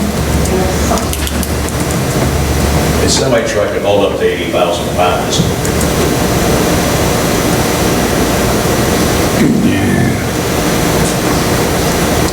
So I don't know, Mark, how we would address that if we were saying that a semi could pull onto this road, but... Well, we're getting pretty far afield from the site plan. When you start talking about the logistics of how they coordinate deliveries, that's not really, I mean, I understand the traffic concerns, but delivery concerns is really, that's up to the developer. If they can't get deliveries to the tenant on that site without violating local law, the business isn't going to last, it isn't going to open. But we're not judging the business, we're judging the site plan, and that's an operational concern for them. They have to, it's implicit in the application that they have to operate in compliance with all of our laws, including the weight limits on the streets. So I guess what I'm saying is, much like the IDOT issue, which is not our issue to address, that's not our concern. I understand what you're saying. Well, then, that was my concern on question 5 on this one. If it's not a issue for the board to discuss, but it's ultimately going to impact the business, they can't pull onto the road, I mean, it's not our issue, then I don't have... And I could revisit that number 5, but ultimately it's going to... It's something the owner and the tenant have to address. So this number 5, when I read it, says, right, everybody has it in front of them. Adequate measures have to be taken or will taken to provide ingress and egress is so designed to minimize traffic congestion in the public streets. So. I don't see that is addressed to once a week deliveries. Traffic congestion, that's not the issue. The issue is, does it, I don't. Yep. So. So would that be NA then for? No, it's applicable. No, it's applicable. There's extra, however many cars, because there were a lot of numbers thrown out. So with that though in mind, the weight limit in mind, Matt said it would change his vote, so let's just redo that one question. And because this, with that in mind, the truck's not going to be able to pull on Monroe. The truck's not going to be blocking up spaces. The truck is not going to be causing it, because they can't, Do we have any input as to how it works right now in Prospect? Because that's kind of an odd area where you park and... No, we don't. That was my point in the beginning, is I'd like to hear somebody from Subway stand here and tell me when they get their deliveries, what kind of truck gives their deliveries. They got to know. It's not like, oh, well, some magic elf truck shows up and gives me food. They park by the dollar when they get their deliveries. So they pull in that side street, park by the dollar, and use the dollar. And they go across the street? Across the street. And it is a semi. I don't remember. You know what I mean? I don't want to say it's... No, I know. That's I don't want to make assumptions either. That's my problem. When I worked at the Treasurer's Building, I know that they would park there because it's the same place the dollar gets their deliveries. And is it midday? Is it first thing in the morning? It was early, when we were early, 10, we were going to work. And I'll say from my personal experience, there's no way someone from Subway can come here in front of you and say, we get our deliveries at this time every week. No, I understand that, but they should know what kind of trucks Oh, yeah. are making their deliveries. That's my point. And to say before 11 or before 10, okay, I understand that, right? That's a set window, but I'm just saying what kind of truck. I'm very, I'd rather know if it's a semi delivering or a cube truck. I mean, it makes a big difference to me, I think. Did they say their delivery was? Cisco. IPC, Cisco, okay. But this motion prohibits semis. Correct. So, What about the rental place across the street? They're not applying for a special use permit, but is it legal for them to have a semi enter their lot and this person isn't? Well, a semi can't pull onto Monroe. But semis pull onto Vincent and pull onto Atlantic and pull onto Favor. Favor, we just heard Dan said that his semis pull onto Favor, pull into his parking lot, pull out into the alley and go on Memorial Drive. We just heard that. So semis are, without semi deliveries, you're going to pretty much crunch. I mean, the beer semis that go through Prospect and the alleys to drop off all the beer and all the food for all the restaurants, that is what Peoria Heights is thriving for. You're basically saying, okay, I mean, I'm sorry, I don't mean the... But Gary, you had mentioned that you would be amenable to having no deliveries in the alley. Well, that was when we could go on Monroe. It's not our determination whether they can go on Monroe or not. Okay. As long as we can go into Monroe and onto the parking lot, we'll get it done. So then are we amending this since it doesn't apply to what, so you'd basically amend it so it would just be the alleyway then, that no semis? Because the other one is not applicable. I think this motion failed. I think the question is there another motion Yeah, is that's there one that works? amenable that people think would work? We can make another motion, we can take another vote. And can there be something that you direct them at least to go left instead of going right, in terms of people exiting? The motion. Yeah, that they have to come back out. Well, just if there's such a concern to go through the neighborhood, if, it's a left hand, now people are gonna... There's a precedent for that when the variance was given for O'Reilly's, right at the corner. Right. They did prohibit either a right or left turn off of Lake Street. If you'll notice, that drive is kind of angled. Right, it's a difficult one to So come. at that time, I don't know what the, and I don't have a... No, I think we could- You could put a stipulation that all traffic must turn left out of the... Right, and I was just... Yeah, I don't think that there's an issue of saying the traffic has to go left out of there. Right? I mean, we can make that part of the conditions. The question is, on semis, do we just say no semi deliveries in the alley? And then leave it at that? I think that's, if that's what you're doing because Mark, correct me if I'm wrong, if the street says you can't pull onto that street with the semi, that's not our call. Right. There would be some sort of relief that had to be sought somewhere else. Right.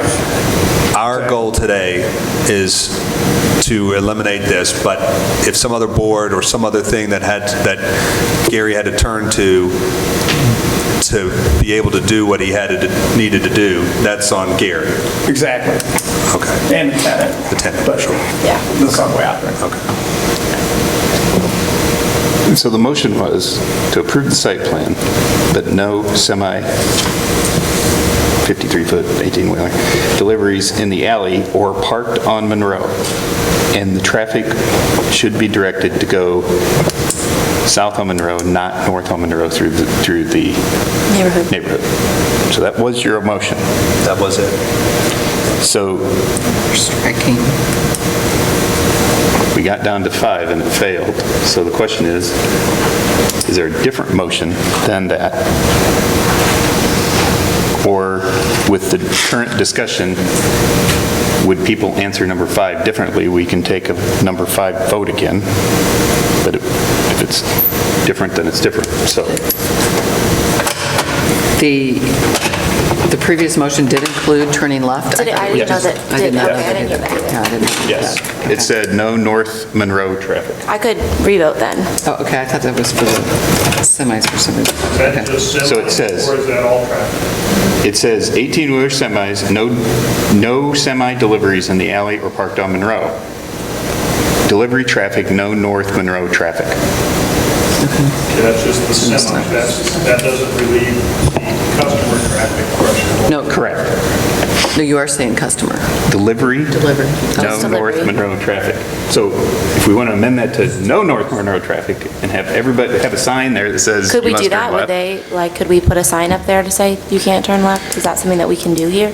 I mean, you can, That could be a condition. a condition to put a sign there doesn't mean everybody's going to follow it. Right. Right? But again, you ain't got a lot of space between existing driveway or mark and the intersection. True. You don't. You have 200 feet. True, but isn't it's that- also the distance that is required by IDOT, so I mean, we can't back it up any further, or we could, but, I mean, IDOT's requirement isn't our requirement, so. IDOT's requirement, wasn't it like 225 feet back, right, from the intersection? So 225 feet back, isn't that 20 cars or something? Somebody want to make another motion? It's actually more than I think you. I think so enough. Do you want to make another motion, Matt? Do you want to make a motion? If not, we just vote on 5? It's failed and we move on. So, I would make a motion for no deliveries, semi-deliveries in the alley, the 18-wheel, or going north on Monroe, and that there would be a sign directing commercial, or I'm sorry, customer traffic going south, because if you think about it, if it is 225 feet, that's 20 cars, that's a lot of Yeah. cars. They're 10 feet long. Aren't they, is that what it is? I'm waiting for a light, there's already 10 cars there. That's what I'm saying. Okay. I second that motion. That would be the, okay, so that's Kathy.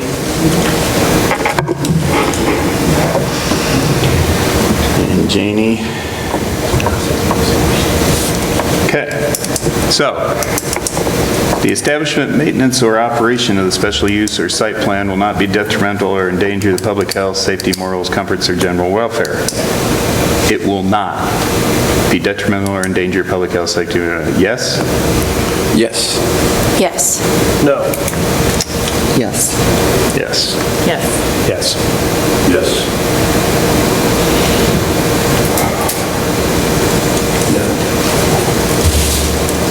Five, two. Wait, 7-2. 7-2, sorry. I don't have enough fingers. The special use or site plan will not be injurious to the uses and enjoyment of other property in the immediate vicinity for purposes already permitted, nor substantially diminish and repair property values within the neighborhood in which it is to be located. Nicholas? Yes. Yes. No. No. Yes. Yes. Yes. Yes. So 6-6.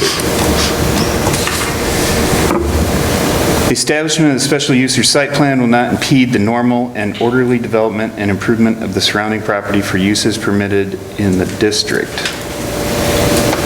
Yes. Yes. No. Yes. Yes. Yes. Yes. Yes. Yes.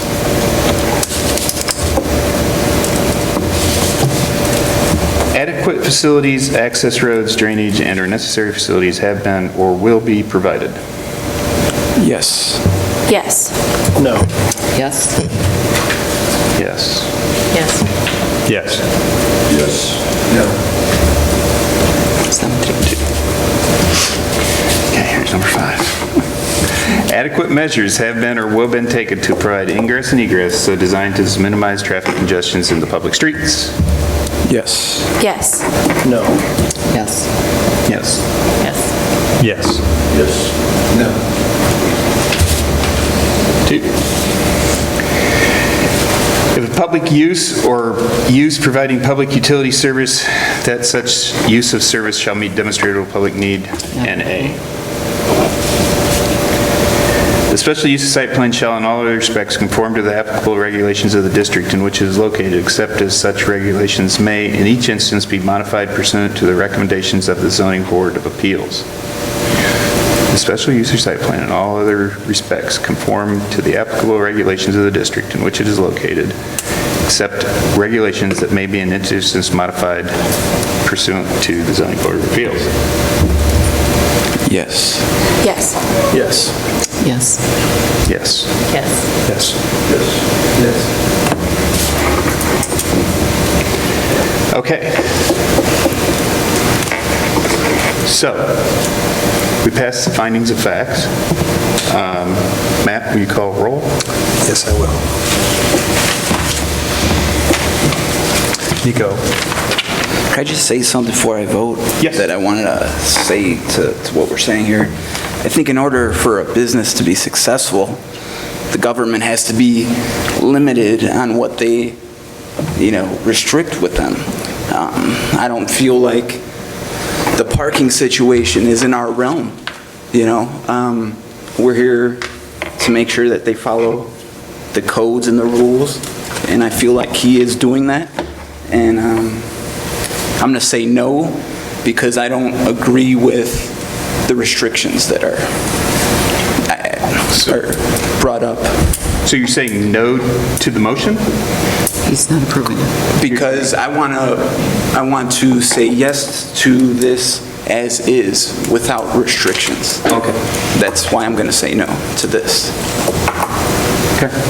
Okay, thank you. Tessie? Oh, sorry, Tessie? Yes. Okay, and then Janie? I'm gonna say yes.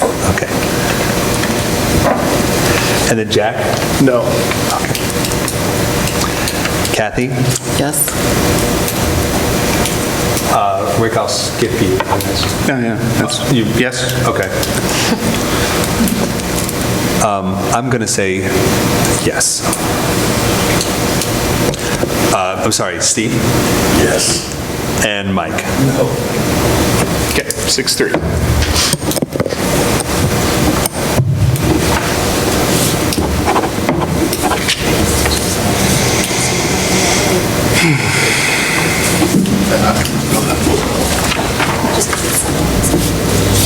Okay, it passed? I have a house on 805 East I'm between 3 and 4.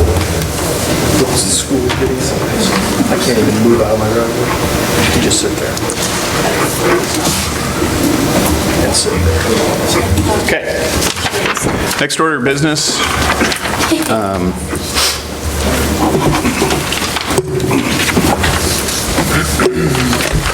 Will be to discuss the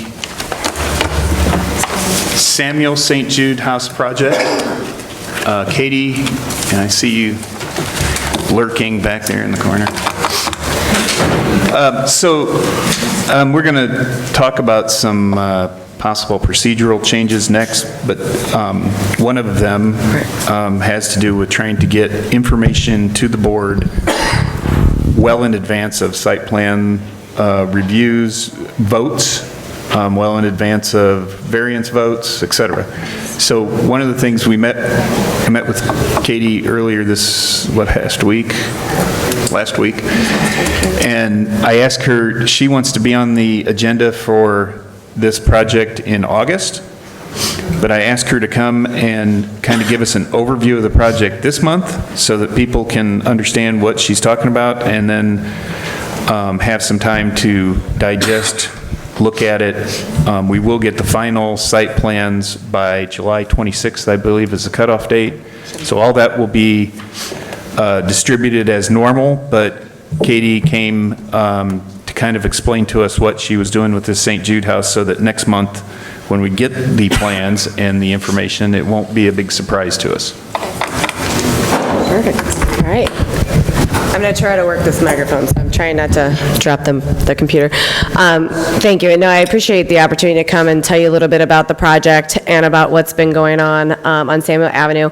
I know some of you guys are new to the zoning board, so I wanted to take a little bit of time to just tell you a little bit about the project and what's happening on it real quick. So the area is Samuel Avenue from Prospect to Constantine, and those 2 blocks in that area on the north and south side of that. And what we'd previously gotten approved from the zoning board is the area in blue, which is where the condo building's going to be, and that sits right at the corner. So here, here's Leaves and Beans for a frame of reference. Wow, blinded.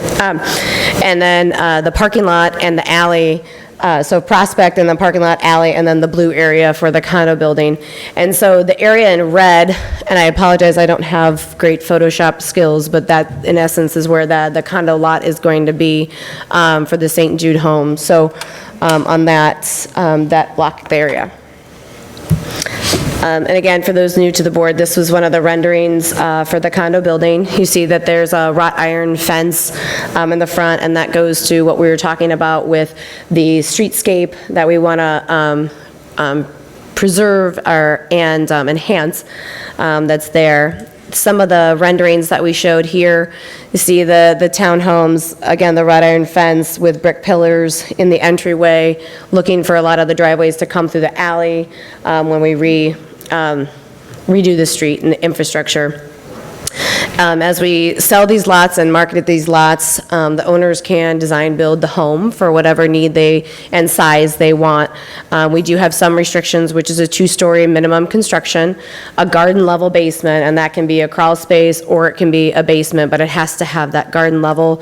So similar as you drive, and I was corrected, but like on that side of Prospect, a lot of them have the front steps going up, where a lot of on this Prospect, they're flat. So we were looking at having those couple steps up, and so that accentuates and helps the drive in from the alley straight into the garage on the first floor. We have 100% of the front facade is an upgraded material, so a brick, a stone, the Ipe that you see on 4500, or EFIS, or another term for it is drive it.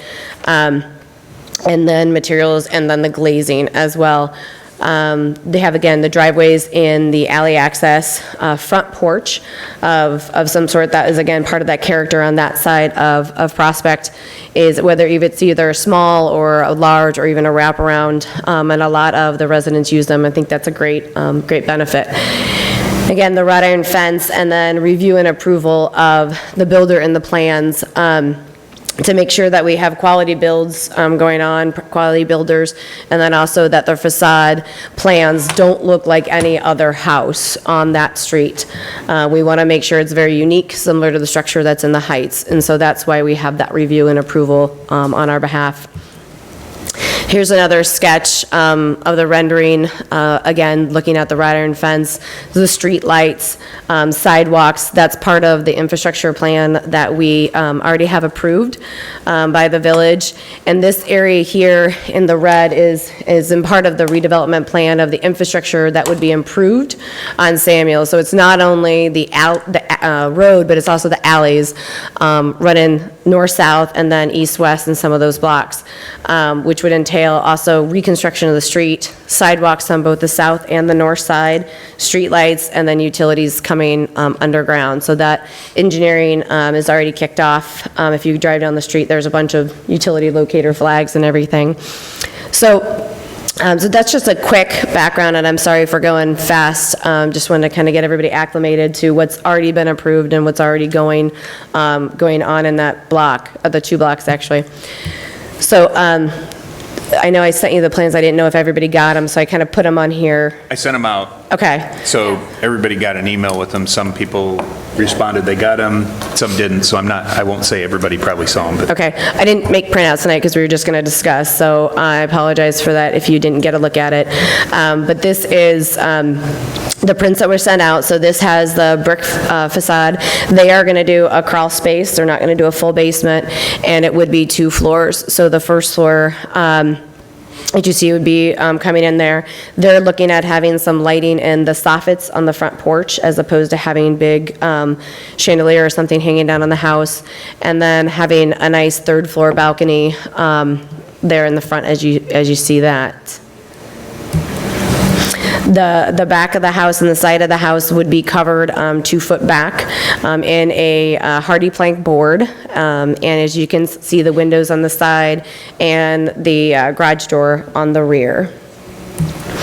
I said they're having a crawl space. They will have an open front area.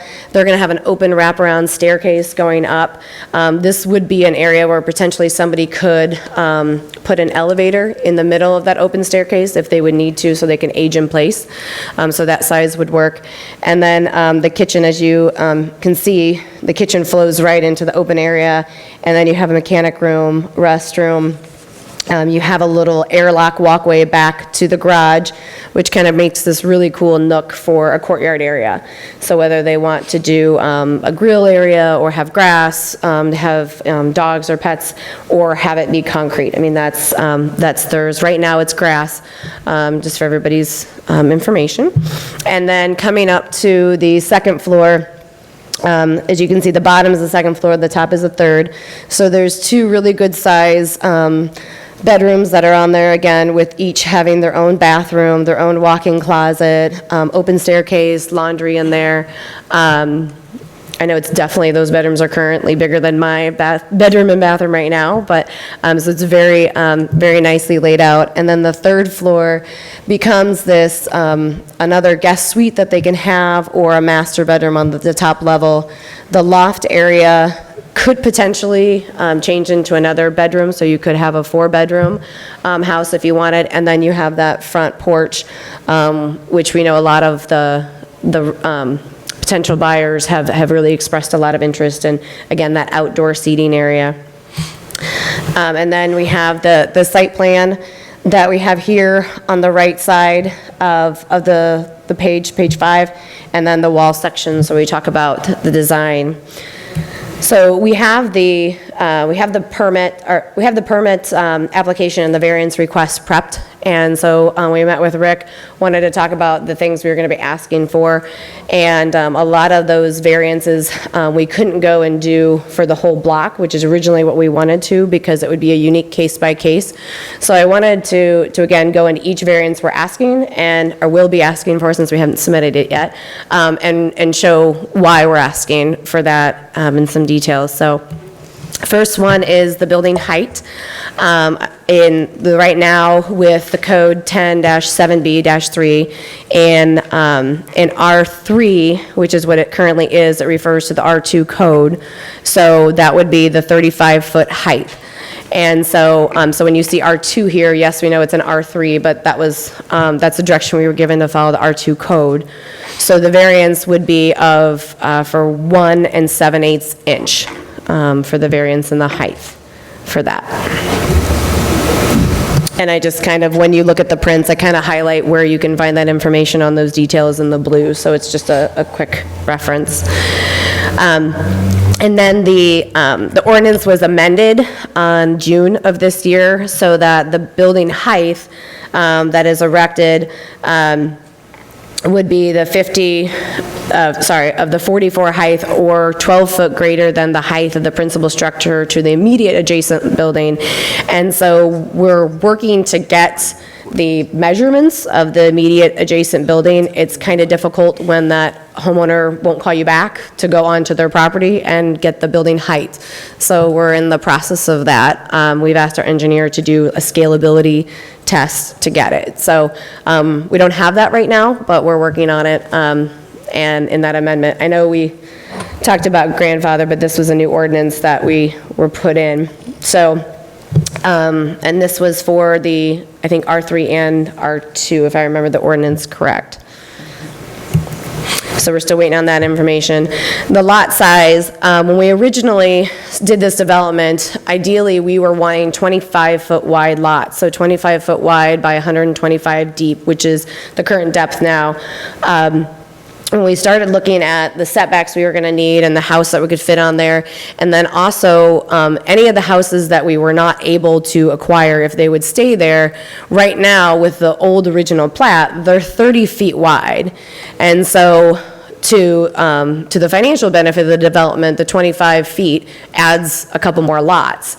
So in increasing the lot size back to the original plat of the 30-foot, we get less lots, but it actually makes a nice synergy and a balanced look going down that street if any of those homes do not sell on that.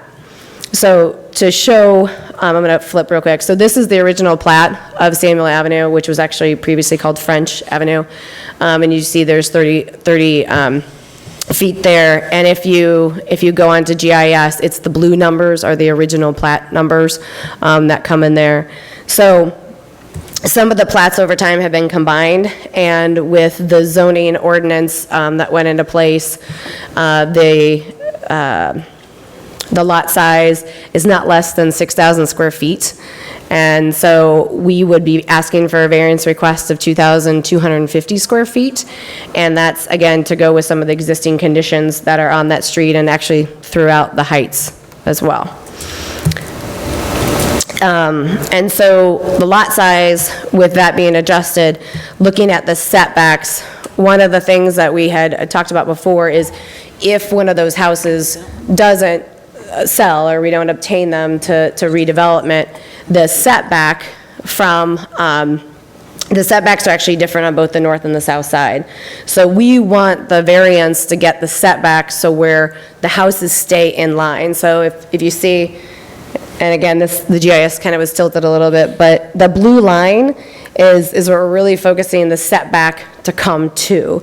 So we can, again, keep all those houses in line, because we don't want our houses to sit way back and then the other houses to sit up front. It doesn't look like that now, and we want to keep that existing condition. So when we look at setbacks, this is on the south side. That has more of a setback than the north side has.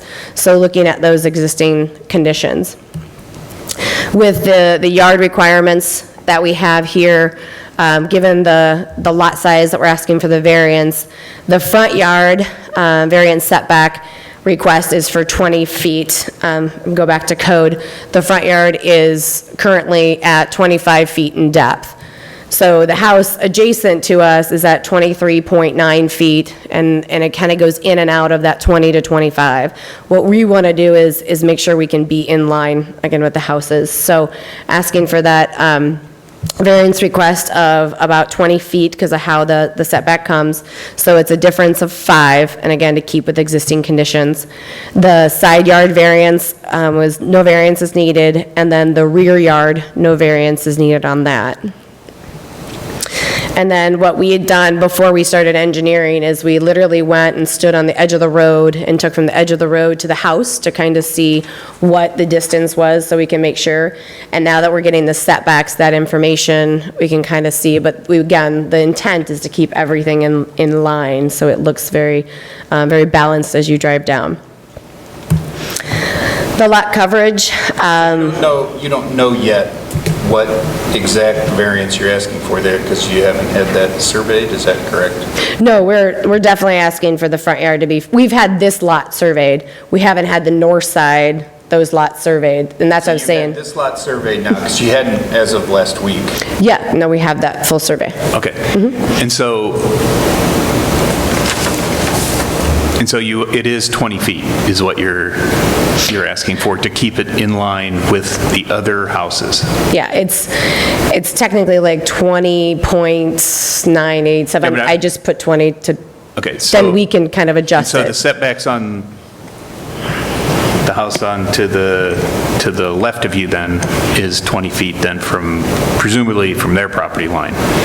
The front yard setback of 1320 is 23.92 or 3 or something like that.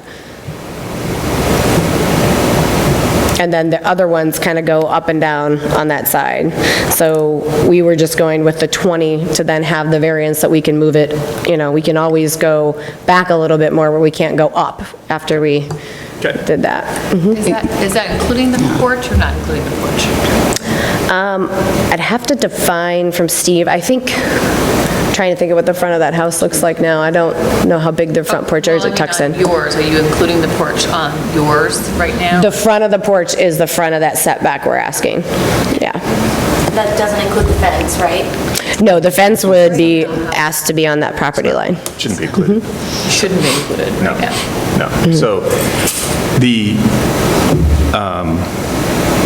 Historically has not been included as porch. well, no, I think if you look at the ordinance, I'd have to look at R2. I know it's R1 for sure.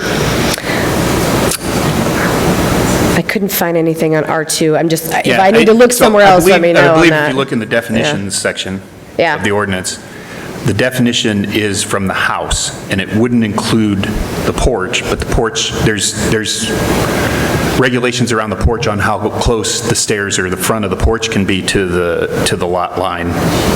But the setback goes from the house, not the front of the porch, as long as it's not a screened-in Three Seasons porch or whatever, right? Okay, well, and we can definitely adjust, I mean, if we don't have to ask for a variance, I Yeah, mean, so you may not if the porch is 5 feet. Be all happy, yeah. If the porch is 5 feet, you may be at 25 feet anyhow, so. yeah, no, that, and I couldn't find somewhere in the code that, I'll look but if it's. I'll look for that, but. Yeah, I would appreciate that, because again, if we don't need to go for the front yard. Right. Perfect. Does that? Do you know what the average setback is on the street then, right now? I know what the average On that, I mean, distance by from the block, yeah. curb of the road to the front. So from the setback of the property line, I don't, because we haven't surveyed every lot. But I can tell you from the road, it's within 1 to 2 feet on average in the first block. The second block is a totally different shift. And then on the south side, it's more like 20, and then on the north side, it's more like 15. It's closer. I can't tell you why, it is what it is. So if you look, let me go to this one. So like here, like this, here you see this is, like this one's a 22, and then this one is like 15, or that's 15, 18, 16 and a half, 16 and a half.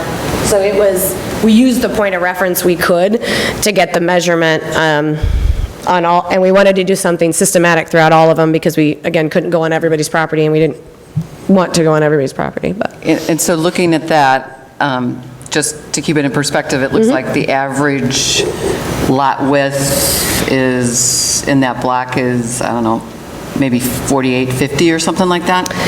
Yeah. So you're going down actually substantially then to bring it down to 30.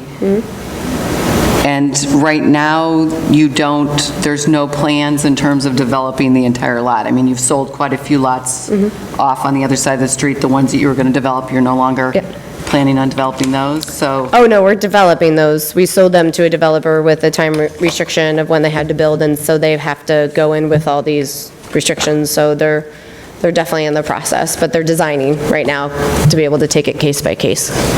Okay, so on the north side of the street, 1315 to 25 or 29. 1315 to 1329, we would be asking for all those to be 30-foot wide lots, as well as 31 and 33, which are already 30-foot lots.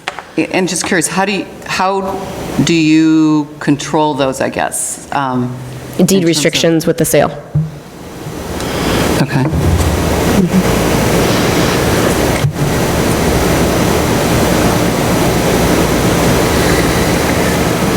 So, like I said in our meeting, if you found the pin, you know the pin on your house, or your lot, 13, I can't see, 32, I think, right? And if you go down to 1336, way down at the end, and found that corner pin, and ran a string, that would be your setback. Your setback for that entire block, and then you could measure, basically with a measuring gun, right, from string to house, and know what the setbacks are all the way down. And I think it'd be nice to know that next month. Yeah, and I haven't had a chance to do that. Yeah, I'm just. Kids had a birthday party, sorry. I'm coaching you. No, appreciate that. But that was actually something with Alicia, with the village engineer. I was going to ask if she had gotten those data points, because she would be getting exactly those data points with the infrastructure engineering. Not to say I won't go out and measure it. You know, I'll go out and measure it. You know, if she has them, more power to you, but somebody needs that one. No, but yeah. I mean, we're relocating the flowers, so I'm sure I already look crazy going out there and digging up flowers in houses. But yeah, I mean, that's something that we're definitely taking into consideration. So I was going to call Alicia, and if she didn't have it, then go. And then back a few slides, you talked about the building height. Yes. You said you need a building variance for 1 foot 7/8, and then you went on to say something about 44 feet, but that's only in R3 for a multifamily house. So it's 35. But there's the or 12 foot greater in. Right, but it's 35 or 12 foot greater.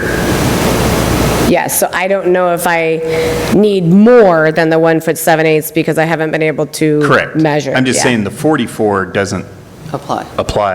Correct. Yeah. Yep. Okay. We're understanding there. Yeah. The only reason I have this one up is because of the or 12 foot greater than the principal adjacent immediately structure. And so I kind of outlined in the bullets here the data that we would present to say this is the height, add 12, this is what it would be, and then kind of put if we need a variance or not. So, yeah, believe me, I look for the ands and the ors. So, if it was 44, I'd be happy, but. I do, obviously, we've had all this fence activity lately, but I do with the fence. I mean, I don't see, there's no hardship for the fence, and whether I personally like a fence or not like a fence, we have to go back to the ordinance, as Nico said, and we're really trying to enforce the ordinances. So there is no hardship for it. I guess I'm a little reluctant to grant a variance just for it, especially when there's no other precedent. There's one, I think, on the corner, the little white picket fence, but there's really no other fences other than what you did for the condo, but that's kind of a separate animal, and so I have some concerns about that in terms of, obviously, you could do it later. I just think at this point, I'm a little concerned about what's happening across the street. I've heard of some other potential commercial development, and that gives me a little bit of concern because this was supposed to be kind of a residential gateway, and that's what was driving the commercial development on Samuel? Yes. So, based on that.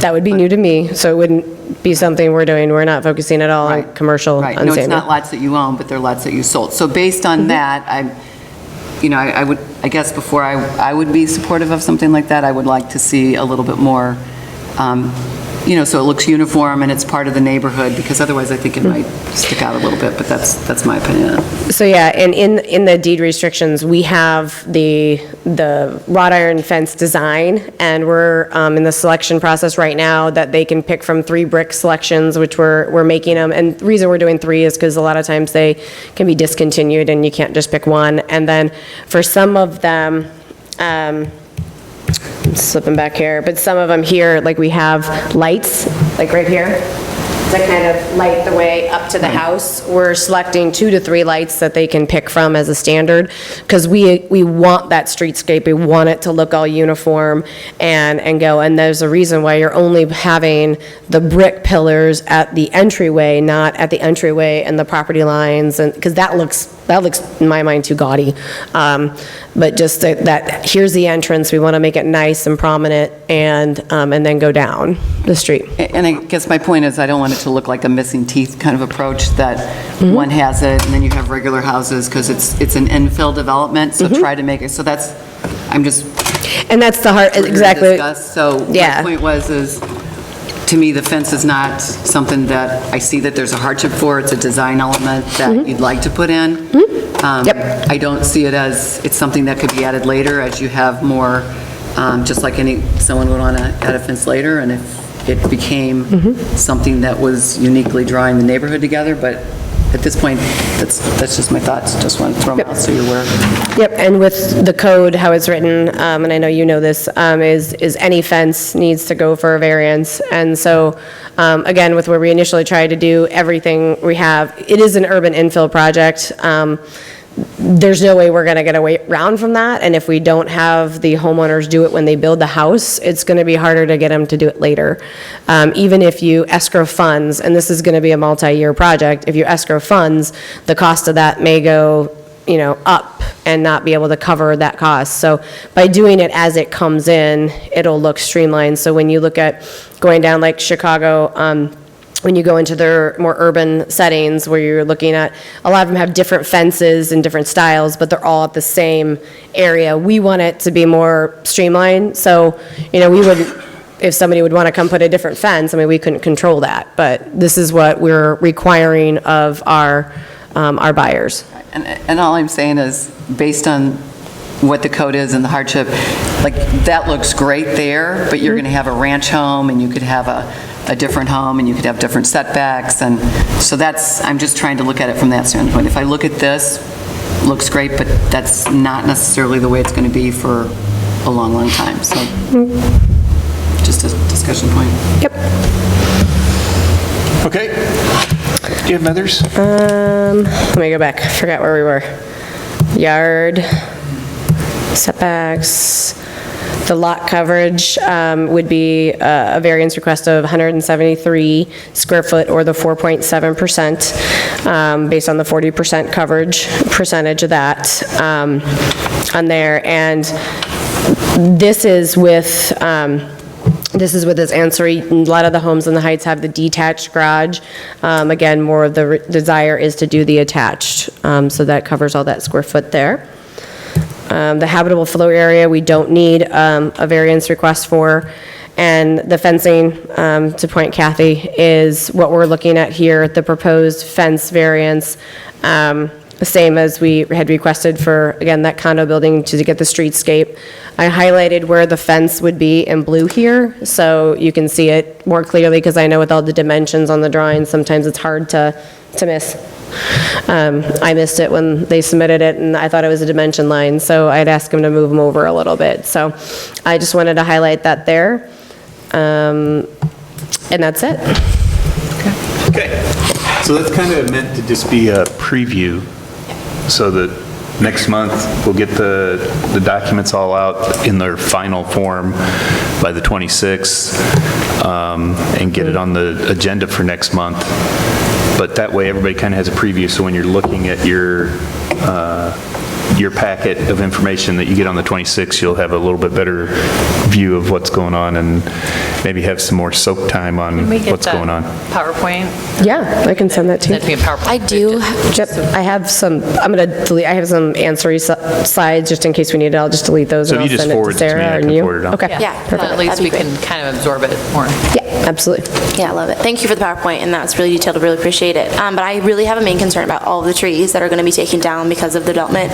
These are gorgeous trees, and I know we don't have any ordinance about it, but it will impact us in the long run, like absolutely, and it matters. So I don't know what we can do, what we can say about how much green space and what we're going to do about the trees that are gone, because even at the St. Jude one, there's going to be at least 3 trees that are incredible that are going to be taken down, which matters to our water system, which matters to a myriad of other things that I could go on forever, but it matters, and I don't know if we have anything to talk about that or to guide her on or put any restrictions on or anything.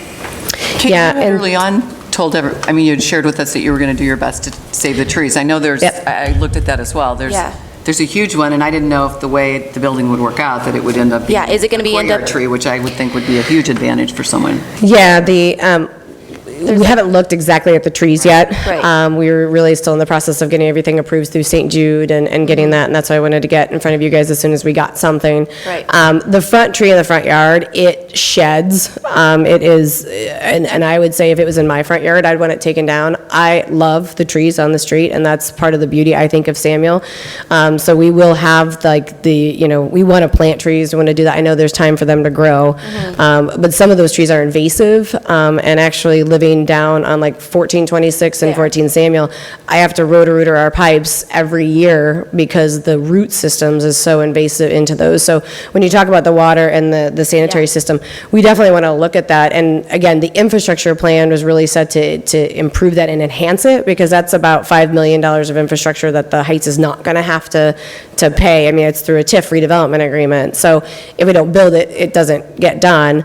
But that is something, ideally, as much as we can preserve, yes. If they are an invasive tree and a root system, then it will be coming out. Or if it's going to be damaged to the point, because some of the condo building lot trees, I really wanted to save. However, arborists are very great to comment on like when things are going to be, the root systems are going to be, how did he say it, like substantially impacted, that eventually it will kill the tree over many years. So there were some that I thought we'd get a save, and they said it's going to die in 2 to 3 years. Right. So I would rather remove it and let's plant a new tree and get that, but I understand, because again, I would like as much green space as we can. I mean, that's one of the things I love, as I look at like an overlay of the Heights, which I know you guys talked about landscaping plans. The first time I actually submitted, I was shocked that the Heights didn't have a landscape plan. Yeah, no, thank you, I appreciate it. I think that we should talk about that and figure out what we can do about it. It matters, and maybe even counting the trees that are being taken down. And unfortunately, it's like we can't just replant and think that it makes sense and it's like evens out, because that's not how nature evens out. It takes so much more than that. So figuring out like how we can implement the same or figure out another way to be able to develop and keep the green space. Yeah, and there's also a greener way to take down the trees as well, because when you take down the tree and then you take it to a place to burn it, if you want to talk about carbon emissions, which I'm a little OCD on carbon emissions, is what we can do is we can team, similar to what we're doing over at Keller Station, team with the Park District, and for every tree that we take down, they go mulch it, and they actually have free mulch days for the community to actually, they can come and get free mulch. But also what we did with with the Park District, because that's a big concern of theirs, is for every, tree that we're taking down, there is a green space plan to kind of refresh that and to enhance it. And that site, the front looks a lot green, but the back is nothing but concrete. So looking at those type of structures, and that's why the front of that house with any St. Jude house is they get a design landscape, and I mean it's gorgeous, a lot better than I could ever do. And then we really wanted that indoor courtyard area to stay green too. Okay. Just living with a lot of old trees in an old house, you aren't going to have as many of the problems when you update. You're not going to have clay tile. That's what I'm saying, it's a balance. Substantially, so as you're moving towards this, and for the houses themselves are going to be substantially better.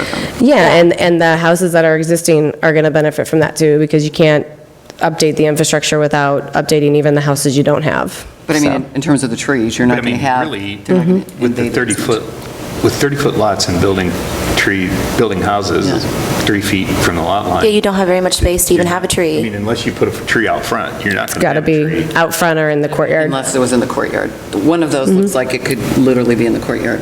Right, that's a really big one. Yeah. It could also be in the streetscape as we define it, but that then goes to approval that's outside of my control. But I've seen that, I've driven down a lot of streets in more urban areas to kind of see, okay, and it is a hodgepodge of, does the sidewalk go right up against the street, and then there's green space and trees, and then the lot lines, or is there green space, trees, sidewalk, and then, so, it's kind of done everywhere, every which way, and I'm sure that's because of what was there before.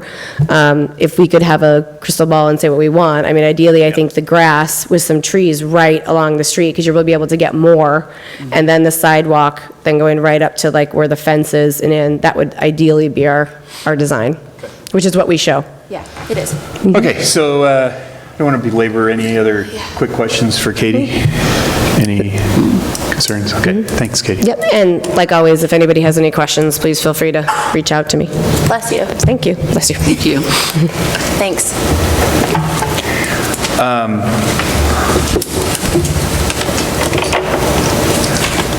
broke my pen. Don't need it, I guess. So with that said, the other 2 points on the agenda were to kind of discuss the process.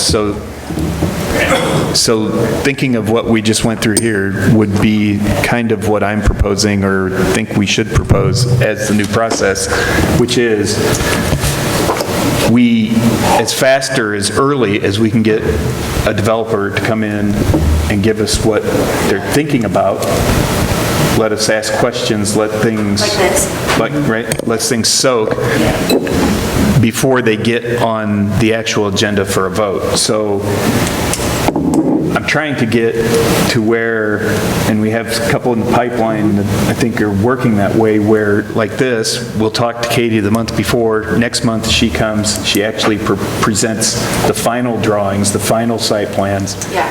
And then that way, everybody has a time to think about it. If you have questions, you can always send Katie a note, discuss it, whatever, and get your questions answered before you're pressured into maybe having to vote on something that you're just finding out that night. And so ideally, I would like to also propose that, you know, if our ordinance states that all the information has to be in 16 days before. So I think we ought to take a bit harder line on that. And as a board, if we feel that we're being asked to vote on changes that happened within the 16 days, that we just say, hey, we'd like to table this. We'll discuss it tonight, but let's start out by saying we want to table this and vote on it next time because we have new information. So don't feel afraid to bring those motions. If we have site plans or if things change within that window and you get to the meeting and you just don't feel comfortable, you haven't had enough time to look at it, whatever, and it's because of a change, not just because you didn't have time, but because of the change, let's feel free to make a motion to just table it, have the discussion, and then move on to the next month's meeting, okay? And I think tonight was a perfect example. I mean, had we done this a month ago, he would have, you know, we would have raised these questions and he could have come with the delivery time and all that information. So I think that would have been a much more productive meeting. And so anyhow, any questions about that? Are we in agreement that that's how we'll kind of go forward with the process? Everybody okay with that? Do we need to vote on that? I don't think we need to vote on it. It's not changing an ordinance or changing anything. The other thing I am proposing, and I kind of sent it to Kathy, I think I sent it to Tessie, and I can send it out to everybody, but I looked at the Peoria website and looked at their applications. Yeah. Their applications are pretty good. I really like the way they state what is required for a variance, what's required for a site plan review. So I think I'm gonna talk with Sarah and see if we can't get her to maybe work on making our application look a little bit more like that. And it's the same information, really, it's just there's check boxes, right? So when you go down, when you look at the application, you know immediately, did I turn in these things, right? And if there's not a check box, then that means that that's not there, and then the application isn't valid. So, so I'm going to work with Sarah, not DeVore, Sarah Whipprack on that. And then the only other thing is the discussion around R1 and R2 site plans. So we currently in our code, in our ordinance, do not require site plan reviews for R1 and R2 developments. And the thought there being, I think, is that those are just general homes. And so general homes typically are just being built, right? But I know of several instances, and one comes to mind greatly, of times recently where we've had homes that did not go through a site plan and they built outside of their setbacks.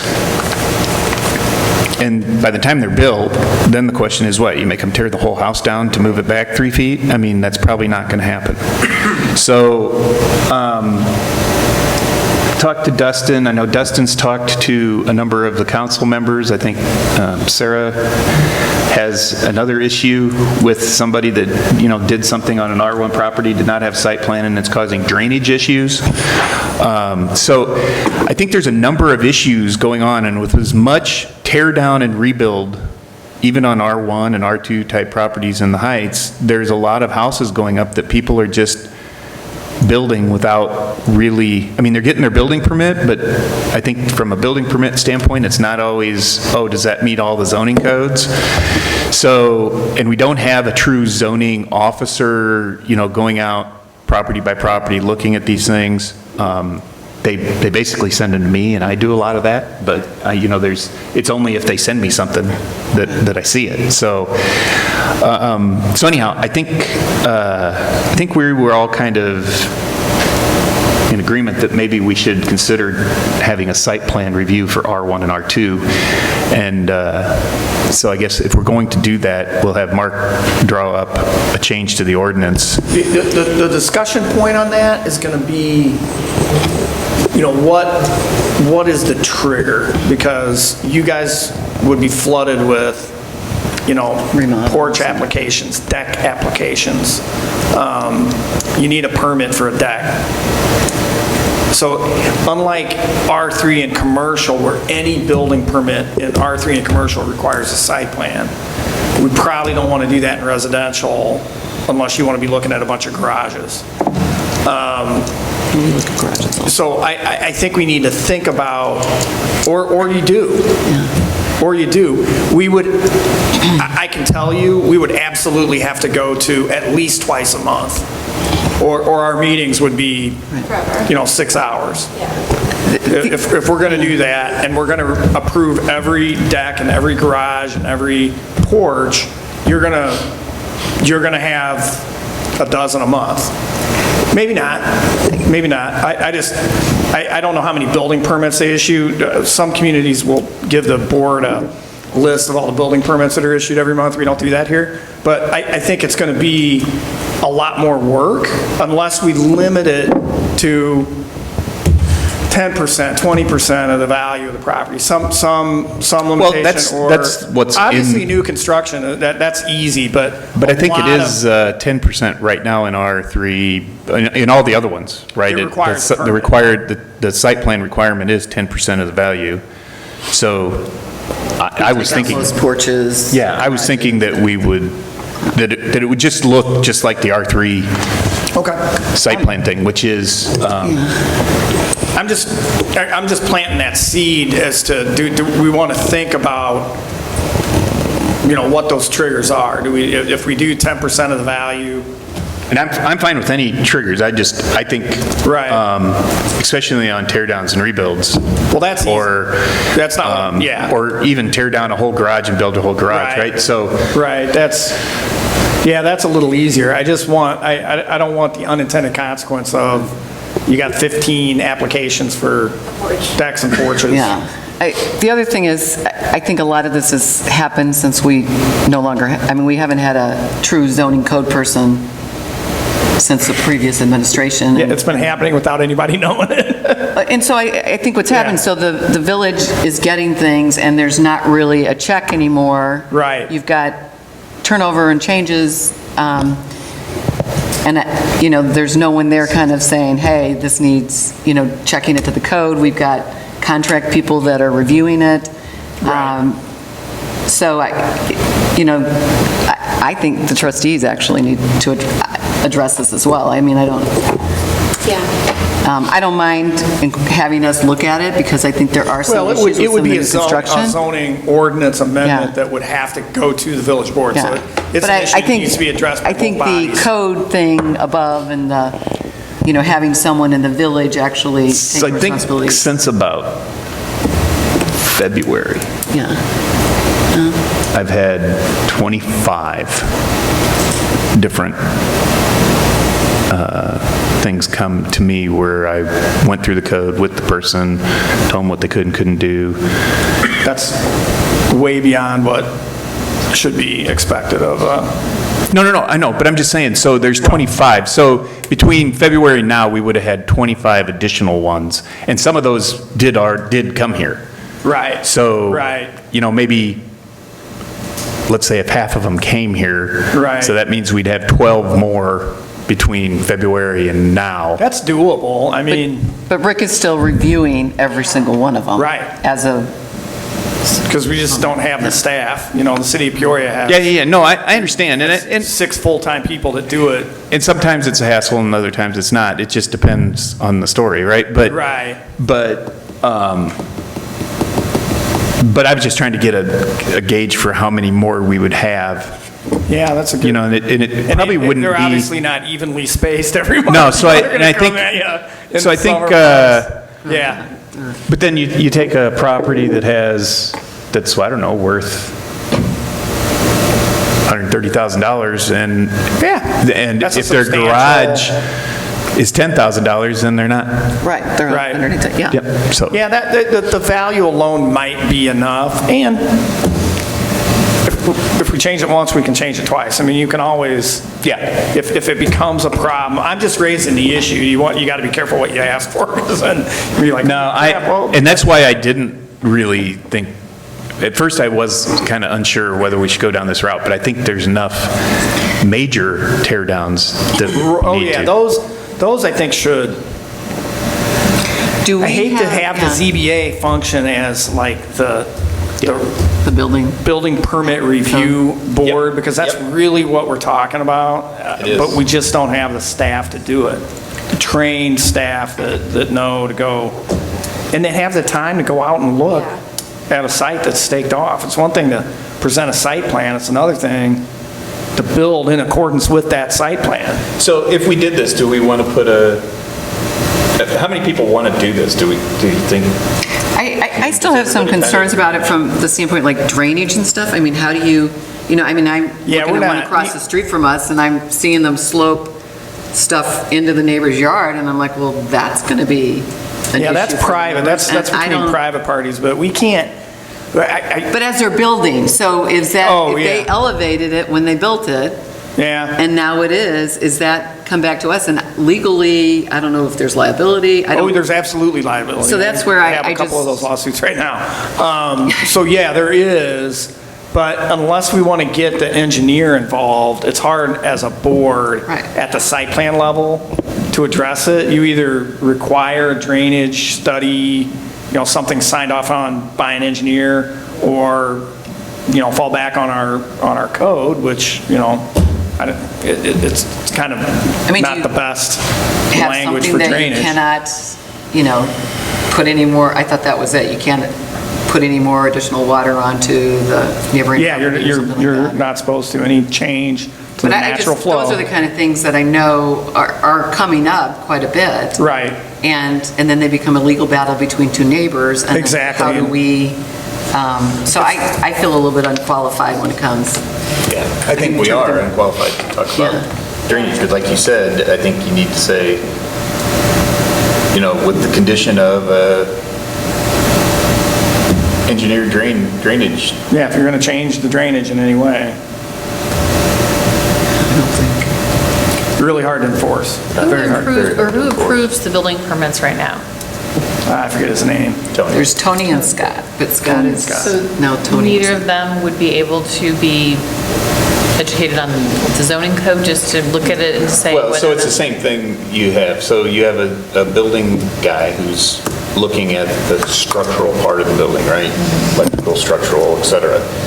And he generally knows setbacks and generally knows the code. I mean, go look at it. And he tells people, oh, hey, this setback I think is wrong. You need to go to zoning, right? Or you need to get that checked out.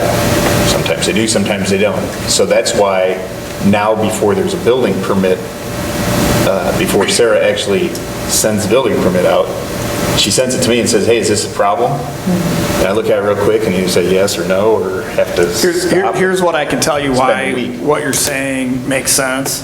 What happened a few hundred feet from here, if that had been an approved site plan, and then they built contrary to the site plan, a judge will make them tear that whole house down. Because there was it happened and we didn't police it, and it got this far, that won't happen. Right. So it is. So that's why, I was kind of it is saying- beneficial to have that review process, because you can't just say, they let me do it. No, we didn't. We told you what you were supposed to do, we approved it, you went out and did it contrary. Yep. Just like if Gary went and built, the site plan's approved, if he builds the building in a different location, larger size, he didn't follow what was approved. So we're all, I think, are probably in agreement that a new build, that's probably a good idea. Is that, do we all agree with that or no? I like that, yeah, a new build, that's different. So it's more the issue of how much. Yeah, do we want to do just the way it is? Start with 10. Start with 10%, like it is with R3 and commercial, and see what happens. If we get flooded,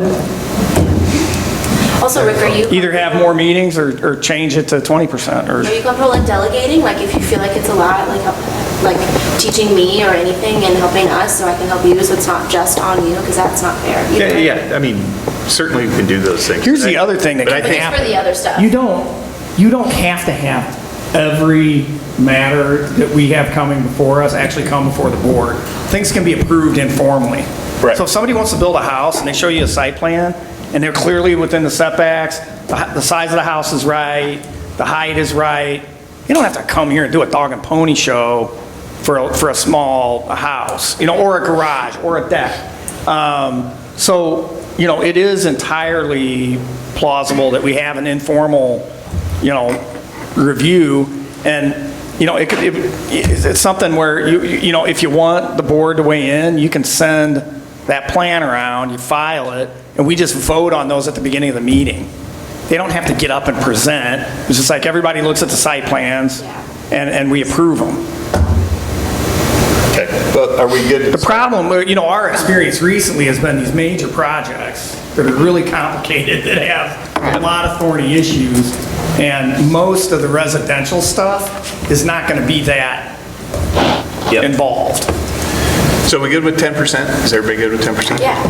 Okay, so somebody want to make a motion that we amend the R1 and R2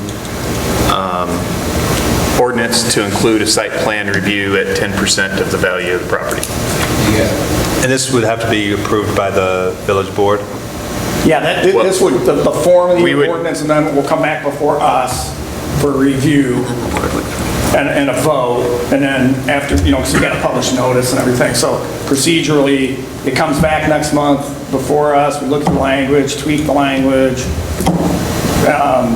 vote on it, then it goes to the village board for final approval. Do we have to add any new build? I think 10%. Okay.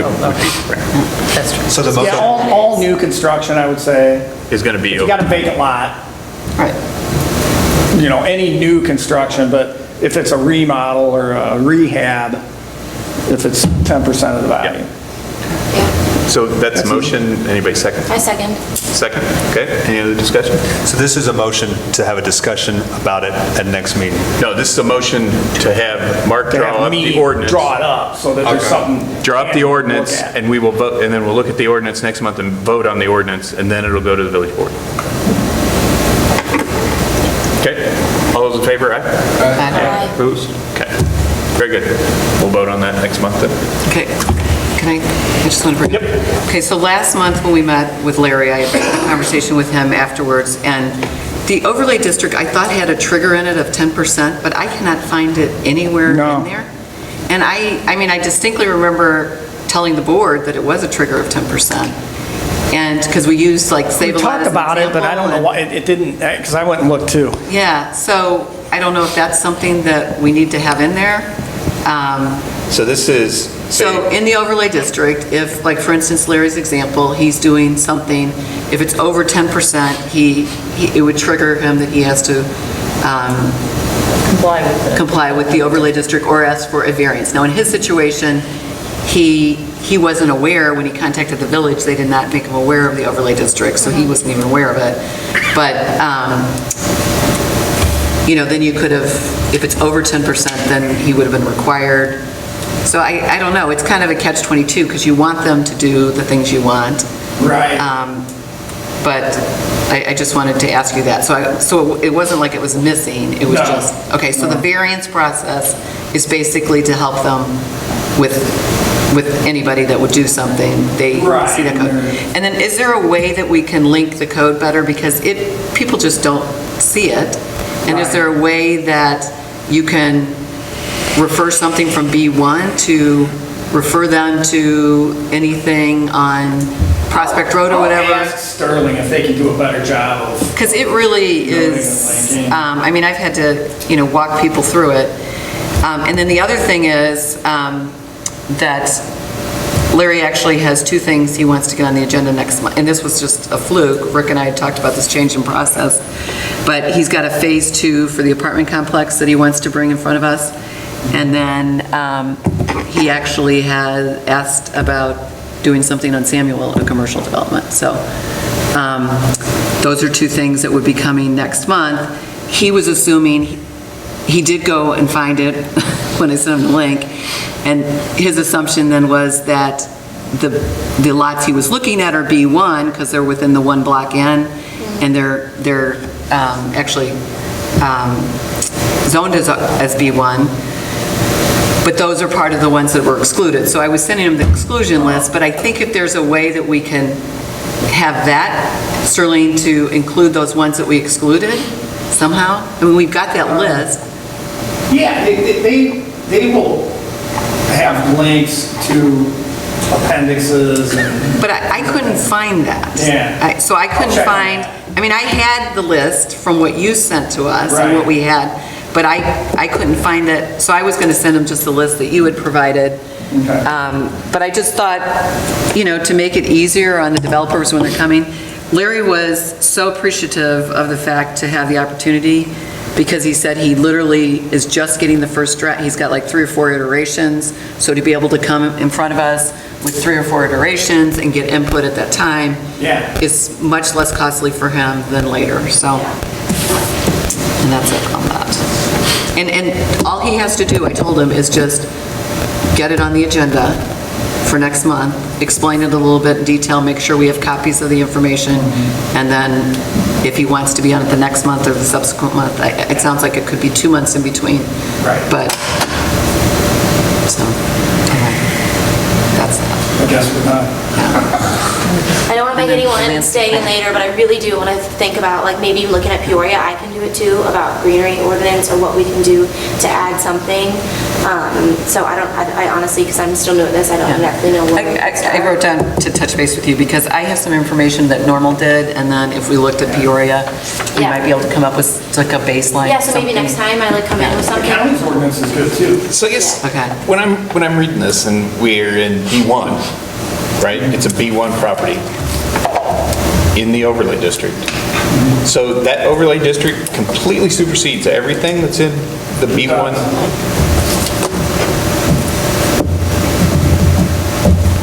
Yes.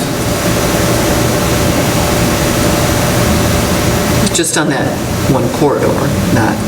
Yeah. And Kim Blicken's staff was also complimentary of the fact that we've moved the zoning to the street. I mean, that's the idea. Right. Yeah, but I certainly never thought that we were going to say, okay, develop anything you want on Prospect without a site plan. Because that's what you do, right? We have to prove that. No, you'd still have the site plan. It's not in the overlay district. That's what we were just talking about. There's nothing about a site plan in the overlay district. Because I was of the That's why I'm saying assumption if it only supersedes the standard section. Without it in front of me, Rick, I'll. So take a look at that. And if that's true, I think we want to, we need to have a site plan clause in there.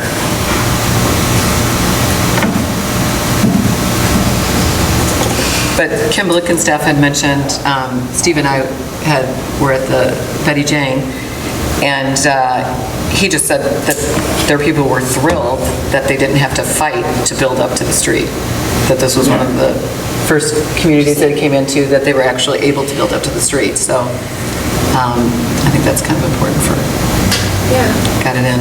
Okay. Nick of time, so. Any other discussion? So you guys are gonna, if you, I'll touch I'm base sorry, I and didn't mean give to, you- yeah. to gloss over that thing, but if you want to look at Peoria's and bring, hey, here's We'll talk, and I'll here's see a what we can proposal, bring and and it propose. doesn't have to be next month, in 2 months, or whatever. Yeah. Right? But especially when these things are happening, and like, we need to educate ourselves on what would be the best. Right. And Well, and this those whole sorts of streetscape things. plan that Katie's talking about doing, that's an unknown. So Right. she's, So we get to we say. need to give some guidance as to what we want it to look like, because it's going to Do you set have the it stage set, for Claire? all our Everything streetscapes. else. So you don't want it to be separate from the others. You're old. You're old, man. So are we adjourning? Are we adjourning? I motion to adjourn. So, motion to adjourn? Aye. I We motion. don't really need one. You have- We're adjourned. Oh, do you have something else? I'm so sorry. I just have a question. Yeah. I've heard so much lovely conversation about green space. Did you just make a decision to consider creating a greenscape? We did. We're going to talk about it, and I am so grateful that you would, because it should be on the books, and the lawyer is right. You know, you can't hold somebody to put this greenscape. right, so we're going to work on it. I would be delighted to help you. Oh, perfect. I'll get your information, and we'll see what we can do. I want to ask him. Yeah. That's what came up, but I wasn't. Yes. It's a lot. We talk fast. Everybody wants to.